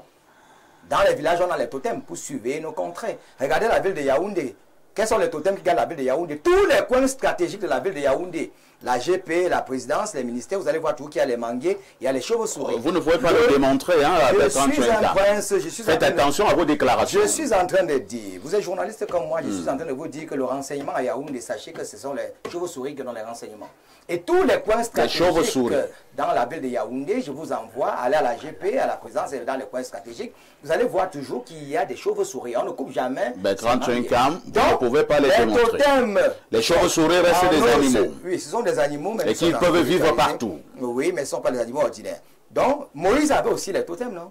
Puisque Dieu lui-même a fait que Moïse puisse jeter le serpent. Pour dire que ce n'est pas... Vous allez chuter. Nous avons tous en Afrique. Ça prendra 4 minutes. Bon, je chute en 30 secondes pour vous dire que les fétiches, on dit que nos fétiches ne sont pas bien. La statue de la Vierge Marie, ce n'est pas un fétiche. Quand vous partez chez le marabout, vous voyez la statue, non? Dans nos us et coutumes aussi, nous avons ça. Jésus aussi, c'était un égrégore. Saint Jean, c'était qui? Quand je m'en vais peut-être mettre lui sur le crâne, l'Église catholique romaine est basée sur le culte des morts. Eux aussi savent bien et bien que les morts ne sont pas morts. Dans nos us et coutumes, les morts ne sont pas morts. C'est compris. Donc il y a une similitude entre les Occidentaux. Révérend Bayon, chacun aura 4 minutes. Hein. Donc nous sommes là à 11h06. votre temps de parole s'est lancé et je vous pose rapidement la question. Ma question ne sera pas longue pour que je ne prenne pas ton temps de parole. Alors, les rites sont-ils opposés à la religion? En d'autres termes, toi qui es dans la religion, tu peux normalement travailler avec nos initiés africains, avec nos grands-pères au village? C'est complètement aux antipodes. Ah Ce bon? n'est pas du tout possible, n'est-ce pas, d'associer la foi chrétienne. Peut-être qu'il faut que je recentre un certain nombre de choses dans la compréhension de l'Église. Quand je vois la plupart des gens, les traditionalistes, ils ont l'impression, ils ont toujours, comment je dis, ils se trompent sur la question de l'Église et la spiritualité chrétienne avec la religion catholique roumaine. Je voudrais dire que l'Église, ce n'est pas une dénomination, ce n'est pas une chapelle, ce n'est pas un prêtre ou un pasteur. L'Église, c'est une communauté de personnes et qui ont pour Seigneur Jésus-Christ et qui sont ses disciples pour suivre ses enseignements. Parce qu'ils recherchent quelque chose de précis. Il ne s'agit pas de changer la terre, mais il s'agit de transformer le cœur des hommes. Parce que la terre a été donnée, c'est biblique, la terre a été donnée au Fils de l'homme, c'est-à-dire aux hommes. Mais ce n'est pas Dieu qui vient encore sur la terre pour la transformer, c'est les hommes. Mais parce qu'ils ont un mauvais cœur, parce que le cœur est donné à un ensemble de choses que les hommes apportent la destruction. Alors la parole de Dieu, Jésus vient réconcilier l'homme avec Dieu. Il ne s'agit pas de se mettre à faire les pratiques de ce monde-ci. Et la Bible est très claire là-dessus. Je vais vous lire, n'est-ce pas, quelques versets. Laissez-moi un peu... Allez-y. Oui, je veux vous lire un verset, n'est-ce pas, de la parole de Dieu qui nous parle un peu du monde et des religions traditionnelles. Il dit... Dans Marc, chapitre 7, versets 8 et 9, vous abandonnez le commandement de Dieu et vous observez les traditions des hommes. Vous rejetez fort bien le commandement de Dieu pour garder votre tradition. Un peu comme quoi Jésus donne ici un reproche de manquer la cible, les objectifs de ce à quoi ils sont envoyés pour servir à d'autres fins. Alors, je vous pose une préoccupation. Hein? Oui. Vous voulez lire un autre verset, mais répondez, s'il vous plaît, d'abord ma préoccupation. Jésus était un juif, c'est ça. Oui. Lorsque nous lisons la Bible, nous nous rendons également compte que Jésus a suivi toutes les initiations, mettez entre guillemets, à initiation, toute la vie juive. On est d'accord aussi? Oui, il était Ce n'était pas la tradition juive? Je veux dire qu'il ne faut pas faire l'amalgame de choses. Oui. C'est-à-dire, moi, je suis un bassard. Je suis fils de chef, je suis même à la chefferie, je suis petit-fils de chef. Donc, c'est pour dire que il y a un ensemble de choses qu'on appelle la tradition, c'est deux choses, c'est-à-dire la façon dont les gens vivent, c'est-à-dire mon père vivait, il s'habillait comme ça, il allait, il faisait ceci et cela.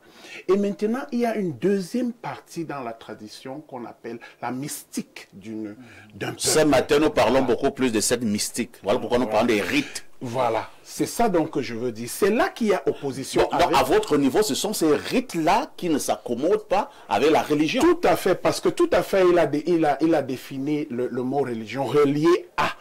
C'est-à-dire que la mystique a objectif de relier à, en sorte que nos incapacités en tant que... Alors, nous allons aller rapidement. Attendez, révérend. Je veux finir ma phrase. Nous nous relions à quelque chose pour que nos incapacités humaines soient comblées. La religion traditionnelle se relie à quelque chose et nous, en tant que chrétiens, nous nous relions à quelqu'un. Alors ma question est dans celle-ci. Lorsque parfois ici il y a des problèmes à Yaoundé, il est menacé dans son activité, il est menacé dans ses activités. Et si je pars au village, je rencontre un Zomloa. Je salue d'abord le Zomloa de Mabarkona, le Zomloa au Kaletoga, très puissant et très mystique. Alors qui dit Aïssi, il faut venir au village. Il appelle les autres initiés, on m'amène à la rivière, on me verse de l'eau avec des herbes, des écorces, on coupe le poulet ou bien la chèvre, on me bénit et on me dit, ici quand tu pars là, on est ayop, ayop, ayop. Vous n'êtes pas d'accord avec ce genre de rituel? Ils font la même chose. Vous savez, Jésus a dit, vous ne savez pas ce que vous adorez, nous savons ce que nous adorons. Ça veut dire que nous apportons un discours aux gens et on les laisse face à des choix. Je ne dirais jamais aux enfants du voisin d'observer la même discipline que je donne à mes enfants. Jésus donne un canevas à ses disciples. Voilà ce que vous ferez, voilà ce que vous ne ferez pas. Vous allez inviter ces gens à faire comme ça parce que c'est bien pour eux. Bon, si cela veut dire que c'est pas bien. Écoutez-moi, il faut comprendre ce que je suis en train d'étayer. Je suis en train de dire que lorsque vous devenez disciple de Jésus-Christ, vous êtes tenu de suivre ses recommandations. C'est là qu'il y a votre protection. C'est là qu'il y a... Moi, je ne sais pas, je ne vais pas chez les hommes là, je vais pas chez... Il y a les bonbons chez moi. J'aurais pu être parce que je suis dans la lignée. Vous êtes fier de porter une robe? Non, ça c'est les... Non, je suis aussi petit-fils des chefs comme vous. Non, merci. Non, je termine ma phrase. Je voulais juste dire... Vous avez terminé beaucoup de phrases, hein? Je voudrais juste dire à la fin, pour chuter, que j'ai fait un choix de servir le Seigneur. Et je n'ai pas besoin d'un certain nombre de choses pour me protéger, pour progresser, pour ceci et cela. Je suis largement... On vous a compris, révérend. On va passer la parole à Todd. Todd, j'ai posé une question tout à l'heure au révérend. Si vous voulez, vous pouvez répondre à cette question. Mais la question fondamentale de ce matin, vous, en tant que traditionnaliste, avez-vous l'impression que ce que vous faites dans la tradition, ça peut bien marcher également lorsque vous êtes dans la religion? Non, ça ne peut pas bien marcher. Déjà, avant de répondre à la question, j'aimerais dire que moi, je suis les lois et les principes de l'univers. Je ne suis pas quelqu'un. Et ce quelqu'un qui est désigné comme fils de Dieu, né d'un adultère et mort, comme tout le monde, même si on ne peut pas justifier sa résurrection, on ne peut pas la justifier. Puisque même à l'époque, là, les gens ont douté de ça. Donc, et puis qui a fouetté les gens dans le temple, qui a jugé les gens, qui a insulté les gens. Je ne suis pas ce genre d'individu-là. Moi, je suis les lois et les principes de l'univers.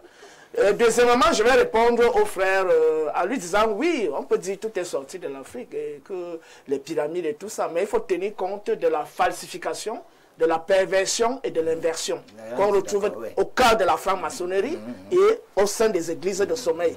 Oui, tout est sorti de l'Afrique, mais ce qui est vécu dans les religions et dans les sectes ésotériques occidentaux aujourd'hui sont la perversion, la falsification et la dénaturation de la spiritualité africaine originelle. Maintenant, ils ont inversé, voilà, ils n'utilisent plus les choses comme ça, ils les ont inversées. Maintenant, je voudrais avancer maintenant vers la question en disant, c'est incompatible sur la base du fait que nous avons deux modèles de civilisation. Nous avons la civilisation judéo-chrétienne, islamique, et nous avons la civilisation africaine, le livre des morts des Égyptiens et les textes des pyramides. Dans le modèle de civilisation judéo-chrétien, la divinité de cette tradition, c'est Satan. Et on l'a montré dans plusieurs émissions ici. Et ce Dieu demande aux gens de boire du sang humain, buvez ceci est mon sang, mangez ceci est ma chair. Il demande aux gens de manger les excréments.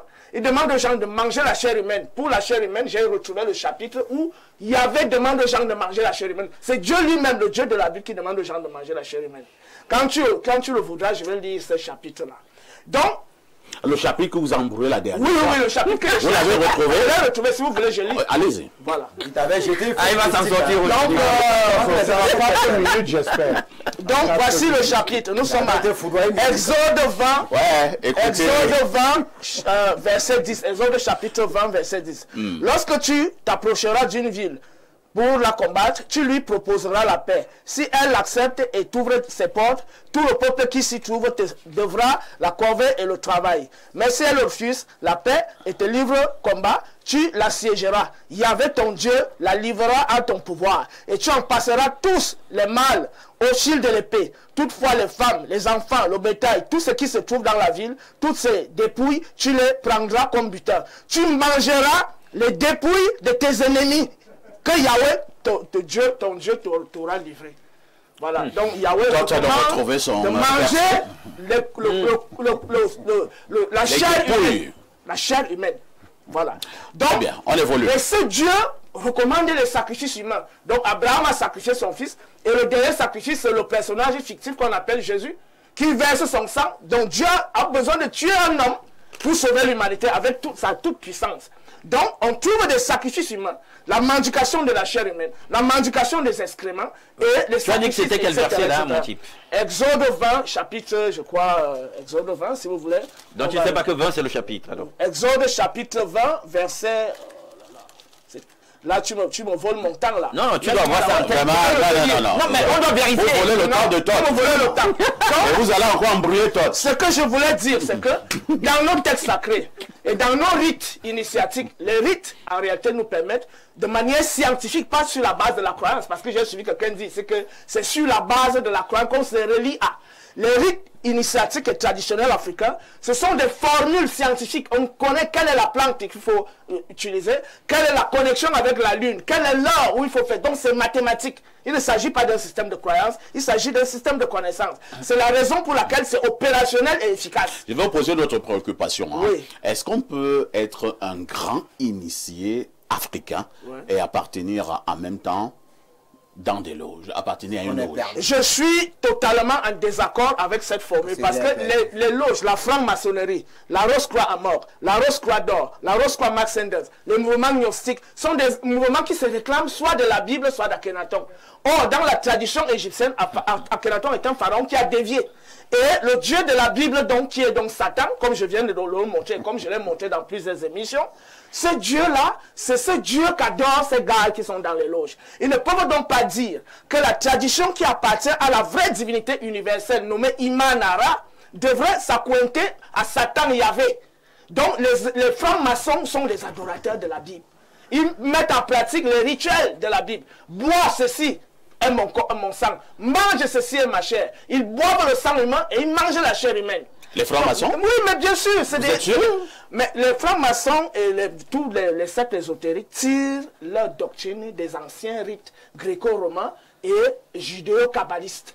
Ça, il faut le savoir. Vous allez chuter. Donc, quand on connaît le panthéon grec et on connaît le panthéon sémite hébreu, hébraïque et babylonien, on va comprendre la philosophie maçonnique et les rites maçonniques qui s'y accordent, y compris les rites de la divinité Seth dans le panthéon égyptien. C'est compris. Voilà. On passe la parole à Pierre Blériot-Niamek. Pierre Blériot, comme vous le savez, ce matin, nous parlons donc de ces rites traditionnels. Tout est clair.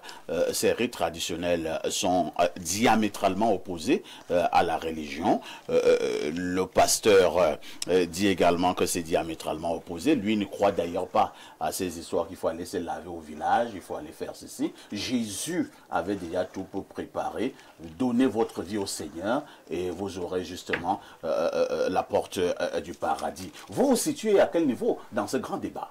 D'accord. Je voudrais donner 30 secondes de mon temps à Todd pour qu'il relise son verset. Parce que de toutes les façons, Exode chapitre 20, c'est le décalogue. C'est là où on cite les commandements.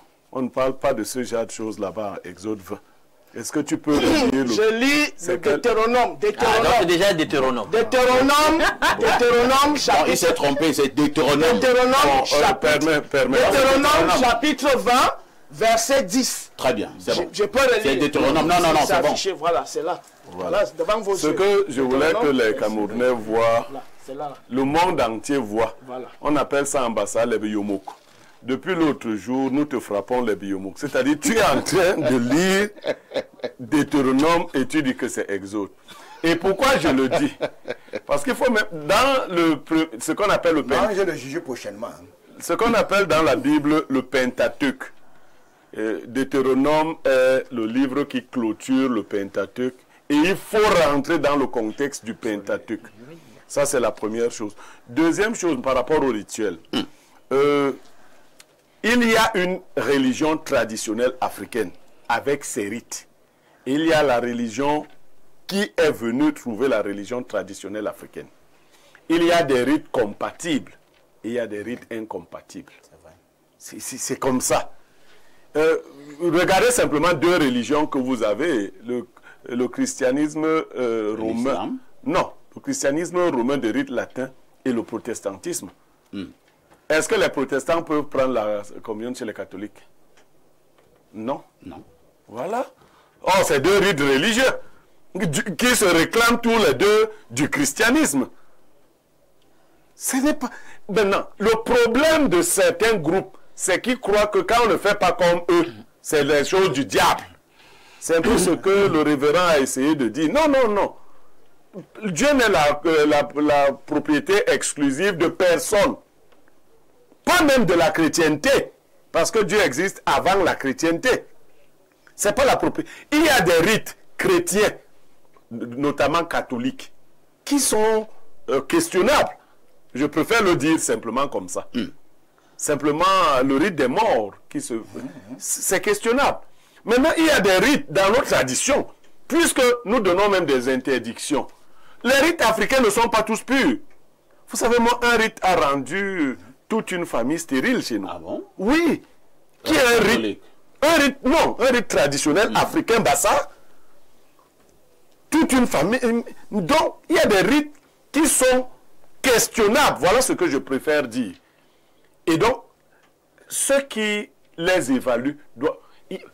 si un Bassa me dit, par exemple le révérend me dit, que lui ne peut pas faire le rite contre le son qu'on lance chez lui, parce qu'il croit en Jésus-Christ. Je vais dire, c'est bien, la foi de tout homme est suffisante pour lui-même.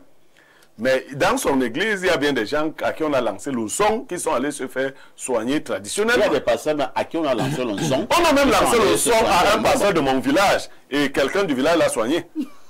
Pas l'actuel pasteur, mais on a même chassé avec les sons. Parce que comme il insistait sur les femmes des gens, oui, oui, on insistait aussi avec les sons. Il s'est rendu compte qu'on va le tuer. Donc, je vais dire que la religion africaine, avec ses rites, a ses règles, les autres religions, les ordres, ainsi de suite. Il y a des rites qui sont compatibles, il y en a qui ne le sont pas. En tout cas, Blériot a une position médiane. Hein. Il y a des rites qui sont compatibles, il y en a qui ne le sont pas. Alain, donc, les rites traditionnels et la religion, qu'est-ce qu'on retient? J'ai combien de minutes? 4 minutes. Très bien. Top chrono. Chers téléspectateurs, je tiens entre les mains la Bible de Thoth, pour qu'il n'y ait pas d'amalgame. On ne va pas dire que c'est une traduction biblique que j'ai ramenée de chez moi. C'est sa Bible. Je vais la lire. Deutéronome 20. Verset 10. Lorsque tu t'approcheras d'une ville pour la combattre, tu lui proposeras la paix. Si elle l'accepte et t'ouvre ses portes, tout le peuple qui s'y trouve te devra la corvée et le travail. Mais si elle refuse la paix et te livre combat, tu l'assiégeras.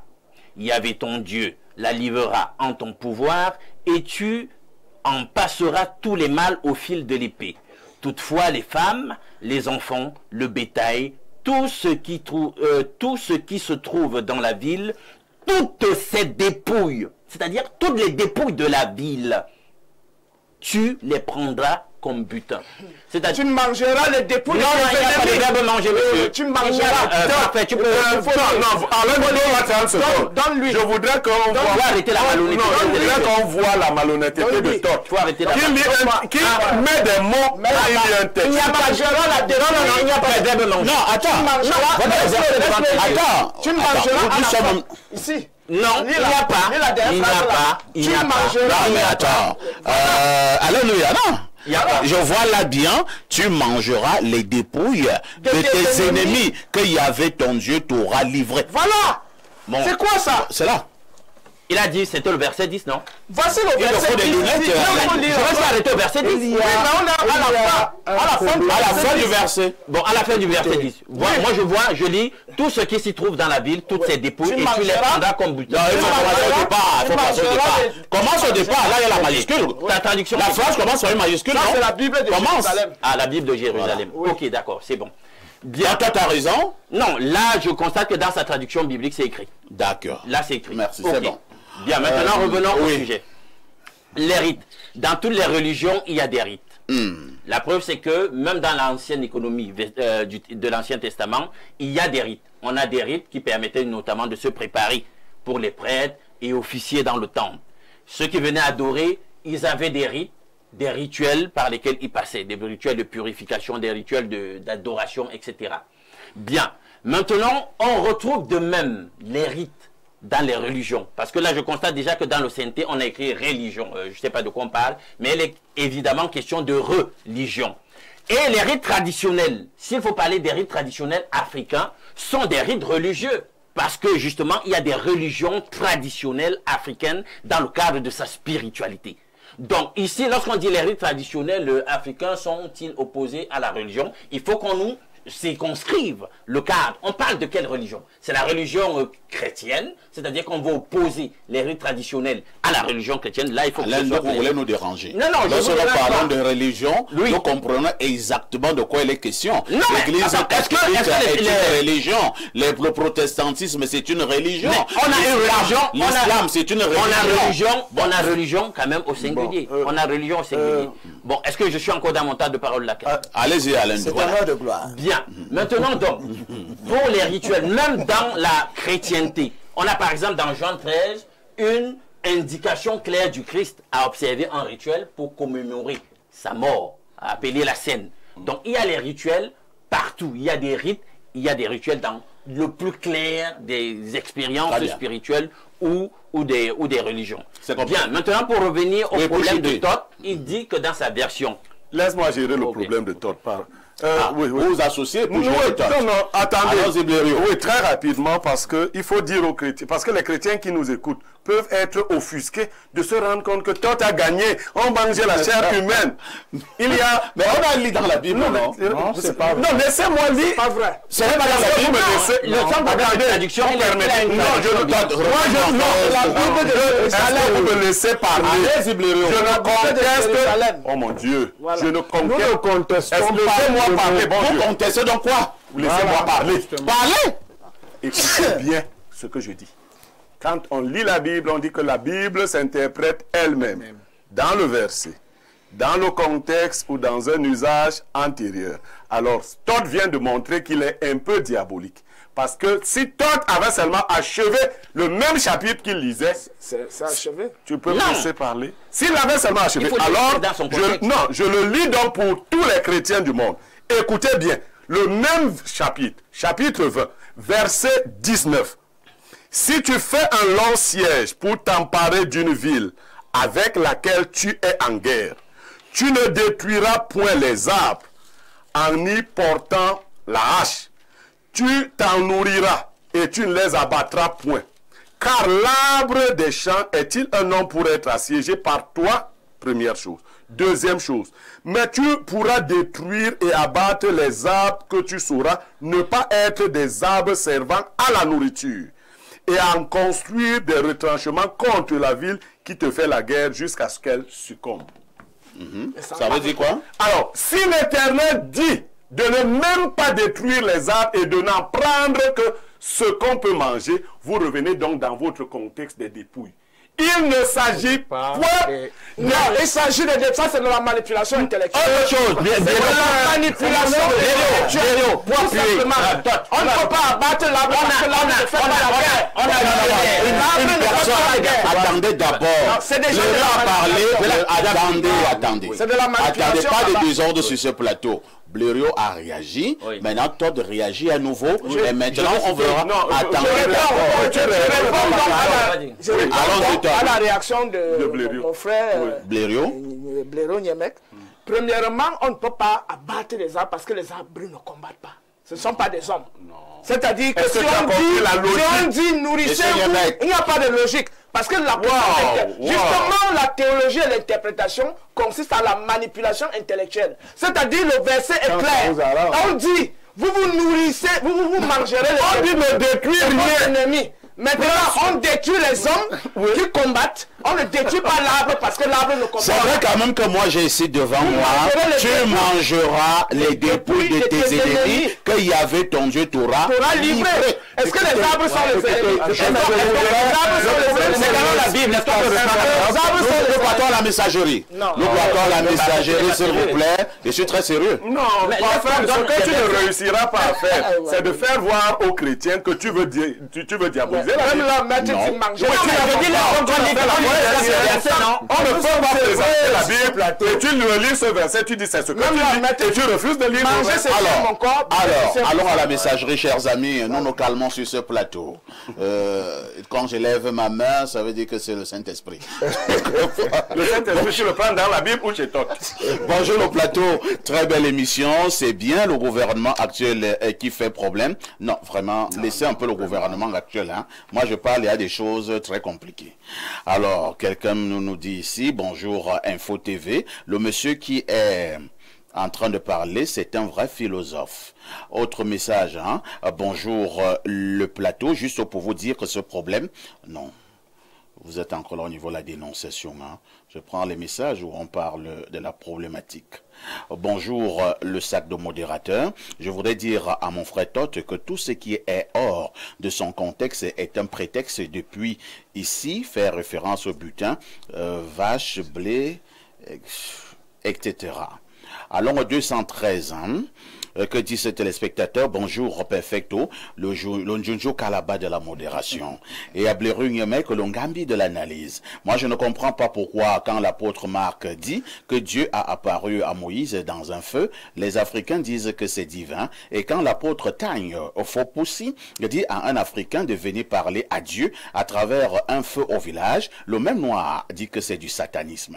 Donc Dieu du feu biblique est le vrai Dieu, et Dieu du feu qu'on allume dans mon propre village, où on a enterré mon nombril, est un faux Dieu, c'est ça. L'autre jour, j'ai fait le tour de la pierre sacrée dans mon village à Bamenjou, et un imam vient me dire que c'est haram, c'est-à-dire satanique, et quand je lui demande pourquoi il a payé l'avion à 4 millions de francs pour aller faire le tour d'une pierre qui est dans le village des Arabes, il me répond que cette pierre est sacrée, et c'est une recommandation de Dieu. Franchement, le mal est profond. Perfecto, je sais que tu ne m'as jamais rien refusé. S'il te plaît, il y a quelqu'un qui a une Bible, s'il y a quelqu'un qui a une Bible sur le plateau, qu'il nous ouvre cette Bible et qu'il lise ces versets, et après, on verra si la Bible est un livre divin. Il dit, Cantique 1, verset 2, Cantique 4, verset 10.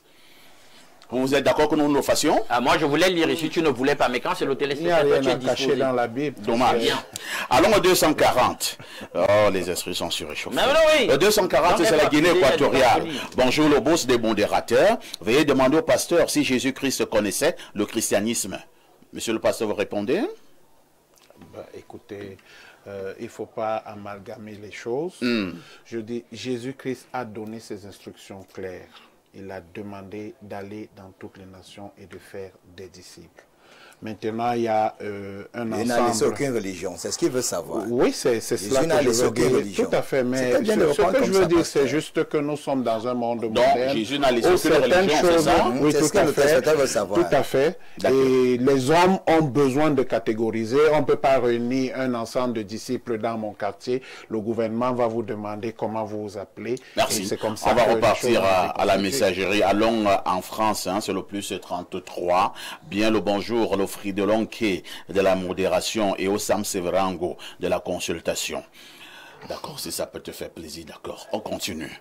Pour ma part, les rites traditionnels ont existé avant la religion. Avant que les Européens n'arrivent avec cette affaire, nos ancêtres faisaient des rites au village, des sorts lancés qui dépassaient. Certains pasteurs étaient brisés sur le plan traditionnel. En conclusion, disons que la tradition est très importante pour nous, Africains. D'ailleurs, on le dit souvent, elle est la seule chose qui nous restera lorsqu'on aura le sentiment d'avoir tout perdu. Même le pasteur sur le plateau fait de temps en temps au village, le fait de temps en temps au village pour demander l'aide des ancêtres. Il a raison, oui c'est vrai. C'est impossiblement impossible.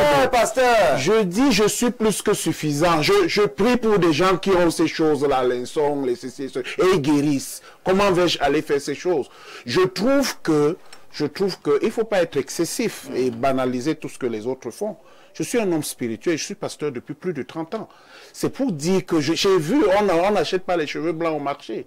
Je vous dis que je suis un témoin de Jésus-Christ. J'ai vu Jésus-Christ guérir des malades, ressusciter des morts. J'ai vu des choses. Ce n'est pas un otage. Si aujourd'hui la foi chrétienne a plus de disciples, c'est parce que les gens ont des témoignages de la puissance et la véracité des Écritures. Alors, j'espère que je pourrai s'il vous plaît, le téléspectateur dit ceci. Avant de partir, j'ai une sagesse du jour à délivrer. Si tu vois une souris courir de toutes ses forces pour aller tomber dans le feu, sachez qu'elle est poursuivie par le RDPC. Bon, parfait. Parfait, non, mais... Il faut une réponse. Moi, je vais le deuxième tour de table. Nous sommes au deuxième tour du table. Ah, tu veux j'étais disant tout à l'heure deuxième tour de la table. Comme le téléspectateur l'a dit, les religions africaines, pour ne pas dire nos us et coutumes, sont supérieures et datent de l'époque moyenâgeuse avant les religions occidentales. Donc nous faisons pratiquement la même chose. Au contraire même, les religions occidentales ont tout pied, ont triché chez nous. Je prenais par exemple le cas de la polygamie. Les Africains étaient polygames, non? Exode 21, verset 10. Dieu n'a pas été contre la polygamie. C'est dans la Bible. Prenons les rites de purification. Dans la Bible, on dit dans Somme 51, verset 2. Lave-moi avec l'hysope, je serai clair comme la neige. La neige, c'est chez eux, ça ne concerne pas mon Dieu. Nous aussi, nous avons aussi des rites de purification. On soigne le corps, on soigne l'âme, on soigne l'esprit. En Afrique, nous avons les feuilles de laurier. On a par exemple les feuilles de singa. Tu peux prouver qu'en Afrique, il n'y a pas de neige? Il n'y a pas de neige sur certains des hauts monts qu'on a ici, en Afrique? C'est mon aide. Il neige au Maghreb, ce n'est pas l'Afrique? C'est pas l'Afrique. Il neige au niveau de la côte de l'Afrique, ce n'est pas l'Afrique? Il faut rester tranquille, tu racontes des histoires. Oui. Tu racontes des histoires. Bon, merci. Il n'y a pas le temps. Merci de m'avoir appris mon cours de géographie, cher ami. Vous m'avez coupé. Vous avez fait votre rentemplant, votre diarrhée verbale, votre tralala, je me situe. Alors c'est mon nom de gloire. J'étais disant tout à l'heure que Somme 51, verset 2. Lave-moi avec les hommes, c'est clair comme la neige. La neige, c'est l'Europe. C'est la culture occidentale. En Afrique, nous avons les feuilles de laurier, les feuilles de singang, le jujube, le ndong, une plante qu'on appelle l'oreille du chien. On a le sel, la cola, le vin blanc, les socs. On vous purifie. On vous purifie, on vous lave correctement et bien, c'est la même chose.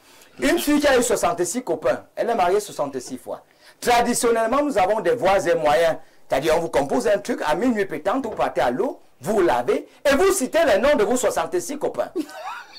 Il y a eu parfum ici, il y a eu le relais, il y a eu on vous coupe ces liens pour que vous n'ayez pas des quiproquos, des soubossos et des rififiés. Et si tu ne te rappelles pas de nom, on fait comment?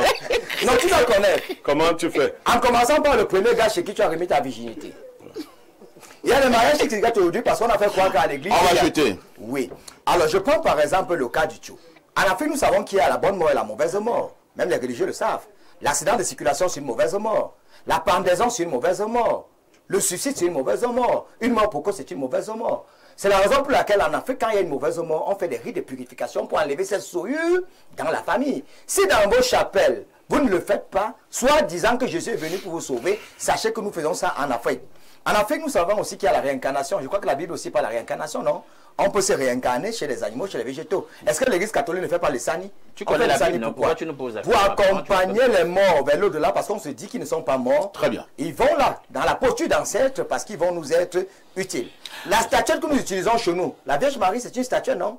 On nous la Vierge Marie à l'église. Et pourtant, dans notre tradition aussi, nous avons les statuettes qu'on empêche, on dit que ce sont des choses qui ne sont pas bien. Oui. Merci. Hein. Donc, juste on va passer la parole au révérend. On vous a compris, Bertrand. Révérend, au niveau de l'église catholique romaine, c'est vrai que vous n'êtes pas de cette église-là. En Afrique, il y a quand même eu un problème. Mais le pape, hein, Jean-Paul II, avait tranché l'affaire en ramenant l'inculturation. C'est de cette manière-là qu'on a commencé encore à frapper les mendiants dans l'église. Et maintenant, il vient de parler de l'Essani. Maintenant, lorsque nous avons la période pascale, le vendredi saint, nous tapons l'Essani à l'église. Autrefois, c'était interdit. Cela signifie que même le Vatican, à un moment donné, s'est rendu compte que ces Africains peuvent louer Dieu avec leur tradition. J'essaie de dire qu'il y a des milliers et des milliers de religions et chacun pour sa part. Pour certains, ils prennent un peu de Bible, qui mélangent avec un peu de Coran, un peu de religion traditionnelle africaine dont ils se réclament. Donc, c'est toujours des religions. Hein. Et ce que je veux dire simplement, c'est que ceux qui veulent le faire, qu'ils le fassent. mais qui ne disent pas que c'est ce que Dieu a dit dans sa parole, qui ne disent pas que c'est ce que nous autres... Est-ce que Dieu est contre les traditions de ceux qui vivent sur terre? Écoutez-moi, moi je veux vous dire que le jugement sera conforme à la connaissance et à la révélation que Dieu a eue dans la vie de chacun. Il y a des peuples qui ont vécu sans connaître une Bible, sans voir un pasteur. Nous tous, nous allons quelque part, nous allons à un rendez-vous. Vous ne répondez pas à ma question. Non, j'essaie juste... Est-ce que Dieu reconnaît la tradition? Je veux vous la dire Bible, qu'il y a des choses. Ben, vous allez me demander si Dieu a aussi reconnaît mes habits ou pas. Tous les peuples ont une façon de vivre.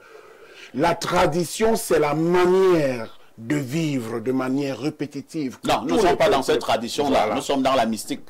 J'essaye de dire que de manière mystique ou de manière spirituelle, il y a un seul chemin. C'est Jésus-Christ. Jésus-Christ, le Fils de Dieu. Très bien. Et ceux qui sont en dehors de Jésus-Christ sont en train d'adorer des choses qu'ils ne connaissent pas.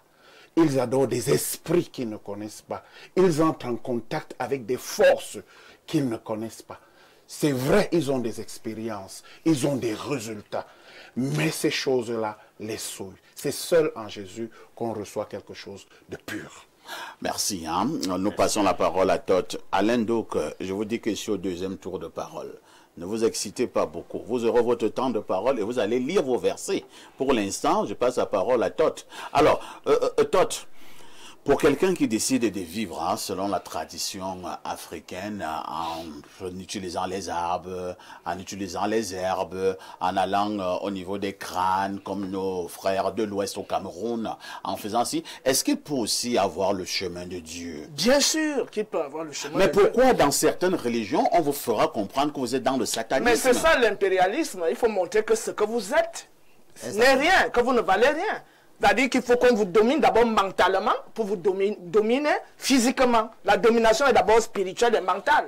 Si tu dis à une femme que ton mari n'est rien, mais tu la démoralises et tu lui fais comprendre que c'est moi qui suis supérieur à ton mari. Donc le principe est le même. Donc déjà je déplore le fait que quelqu'un me dise que la voie c'est Jésus. C'est-à-dire un humain qui a été tué, s'il a existé bien évidemment, qui a été tué, on nous dit qu'il fallut qu'il versât son sang pour que l'humanité soit sauvée. Un Dieu tout-puissant a-t-il besoin de tuer quelqu'un pour sauver l'humanité? N'est-ce pas, il suffit d'un chiconote pour que l'humanité soit sauvée? Donc nous sommes là dans la logique des sacrifices humains, et son Jésus dit, bois, ceci est mon sang, mange, on est dans le cannibalisme pur. Donc, pour entériner ce cannibalisme satanique de la Bible et montrer qu'effectivement, c'est Yahvé, nous avons le chapitre, le livre des morts, chapitre 17, nous lisons, c'est Ra lui-même, sauve Osiris, ce grand Dieu qui dérobe les âmes, qui avale, sauve Osiris de ce grand Dieu qui dérobe les âmes, qui avale de la pourriture, qui vit des choses putrides, le préposé de la nuit, l'habitant des ténèbres, celui dont les morts ont peur. Qui est-ce? C'est Seth. Toi-même, tu peux lire cette partie-là. Seth, c'est de ça que le mot Satan, le mot Satan vient. Ensuite, donc, dans notre version, dans nos textes sacrés, il est dit, mon abomination est mon abomination. Je ne mangerai pas ce qui est dans mon abomination. Mon abomination, ce sont les excréments et je n'en mangerai pas. Les déjections, je n'y mettrai pas ma main. Je n'y toucherai pas avec mes mains. Je ne marcherai pas dedans avec mes sandales. C'est-à-dire toucher même seulement les excréments avec les sandales. Ça, c'est la croyance africaine. Or, leur Dieu Seth, c'est lui qui se nourrit des pourritures. Et donc, il y avait dans leur Bible, le Satan de la Bible a dit aux gens de manger le caca. Donc, nous sommes dans deux visions du monde radicalement antagonistes et on ne peut pas nous dire que ces rites puissent être compatibles. Merci. La spiritualité africaine se base sur les plantes. Moi, je travaille avec les Baka, les pygmées Baka depuis 7 ans. Je suis étonné qui a commencé ses initiations dans l'Ombone, qu'on appelle l'Osso, comme les Ewondo connaissent aussi, c'est ça qui fait sortir les hommes là. Chez nous, la purification, ce sont les plantes, et c'est de la nature. Et même le frère a cité un rituel chez les Bassa récemment, il parlait du Mbak. Moi, j'ai fait 4 ans avec une fille Bassa, j'ai fait un enfant avec elle. Lors de la première relation, son grand frère était décédé de suite d'un accident. Je suis arrivé chez eux, j'ai fait 2 semaines, j'ai dormi chez elle pendant 2 semaines. Et pendant le rituel du Mbak, on a consacré l'un de ses frères Mbambara, c'est-à-dire initié du Mbak. Dans le rituel, pendant les jours que j'ai passé là-bas, je n'ai pas vu les excréments qu'on a mis. J'ai vu tout le rituel du début à la fin. C'est la même chose avec le rituel du Tcho chez nous. Les gens créent des anecdotes, on mange des caca. Ça se passe essentiellement avec les plantes. Et on égorge soit le bouc, soit la chèvre, soit le chien. Qu'on fait passer au-dessus de la toiture. C'est moi qui devais prendre la parole. Ah non, non, c'est plutôt Blaireau. Et c'est très bien. C'est Blaireau. Et comment on enregistre? Non, c'est Blaireau qui a la parole. Non, laisse.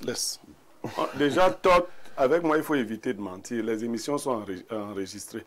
Je n'ai pas parlé du Mbak. Écoute, tu étais chez une fille Bassa. Oui. Le rituel du chien. Oui, le rituel du chien, c'est pas le Mbak. C'est le Mbak. Attends, tu veux m'expliquer? Laisse mon temps. Oui, tu te balades chez les Bassa. Oui, je fais les rituels, je me balade. C'est pas ça.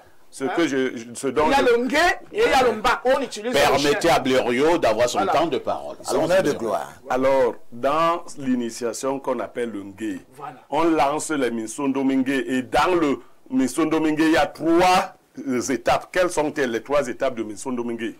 De toute façon, j'ai fait le rituel du Ngé. Tu étais donc chez une fille Bassa. 2 à 3 fois. Alors, dans le Minsondo Mingue qu'on lance, réponds à la question.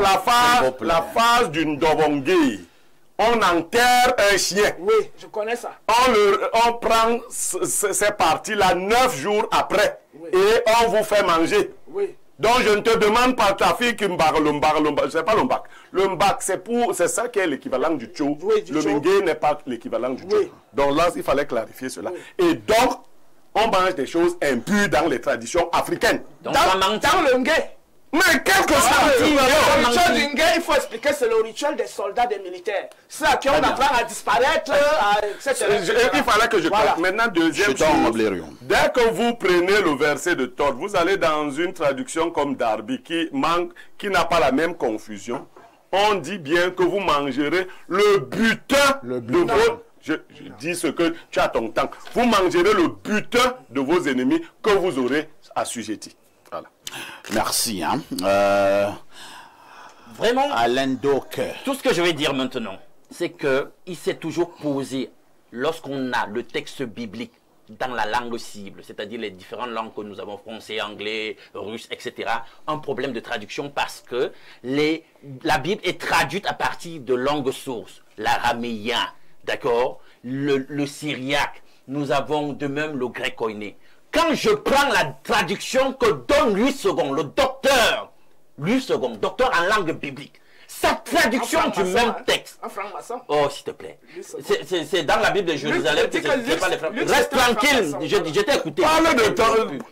La traduction de docteur Louis II dit ceci. Quand tu t'approcheras d'une ville pour l'attaquer, tu lui offriras la paix. Si elle accepte la paix et t'ouvre ses portes, tu imposera corvée et esclavage à tout le peuple qui s'y trouvera. Si elle n'accepte pas de faire la paix avec toi et qu'elle veuille te faire la guerre, alors tu la siégeras. Verset 13e. Et une fois que l'Éternel, ton Dieu, l'aura livré entre tes mains, tu feras passer tous ces hommes au fil de l'épée. En revanche, tu prendras pour toi les femmes, les enfants, le bétail, tout ce qui sera dans la ville, tout son butin, et tu mangeras le butin de tes ennemis que l'Éternel, ton Dieu, t'aura livré. Verset 15e. C'est ainsi que tu agiras envers toutes les villes qui sont très loin de toi et ne font pas partie de ces nations-ci. Verset 16e. Mais dans les villes des peuples dont l'Éternel, ton Dieu, te donne le pays pour héritage, tu ne laisseras la vie à rien de ce qui respire. Donc il n'y a pas attendez, cette histoire attendez. C'est toi qui as la parole, je vais te la remettre. Okay. Et je pense que Blaireau l'avait déjà dit. Non, mais c'est donc attendez d'abord. Vous êtes trop excité. Ben, vas-y donc. Et il y a donc un problème de sémantique. C'est pas un problème de sémantique. Dans une version, ce n'est pas un problème de sémantique. Dans une version, on parle de dépouille. Et dans l'autre version, on parle de traduction, pas la sémantique. On est d'accord à ce niveau-là? Non. Dans une version, voici la version de toi. C'est pas un problème de sémantique, c'est ça. Ouais. Tu es en train de faire dans la version de la Bible. Je dis, ce n'est pas un problème de sémantique, c'est un problème de mauvaise traduction. C'est donc pas la nouvelle Jérusalem. Non, je t'explique. Est dans la vérité par rapport à la président parler d'Allah. Moi j'ai écouté Tom, non? J'ai écouté Tom. Pourquoi il parle de on se calme d'abord. On se calme. Nous sommes dans Genèse 4, Genèse 9, 4. Le Seigneur est clair. On ne mange pas un chair avec son sang. C'est lui qui va demander de manger mon sang. Ça n'a pas de sens. Écoutez. Non, vous êtes en train de faire obstruction pour que je ne dise pas ce qu'il a dit dans mon temps de parole. Et ce n'est pas normal. D'accord? On ne peut pas avoir le même Dieu qui dit dans Deutéronome 12, 23 qu'on ne mange pas une chair avec son sang. On l'a dans Genèse depuis le début qui dit qu'on ne mange pas, même si c'est un animal, on ne mange pas on repart à la messagerie. Un animal avec son sang. Et vous venez dire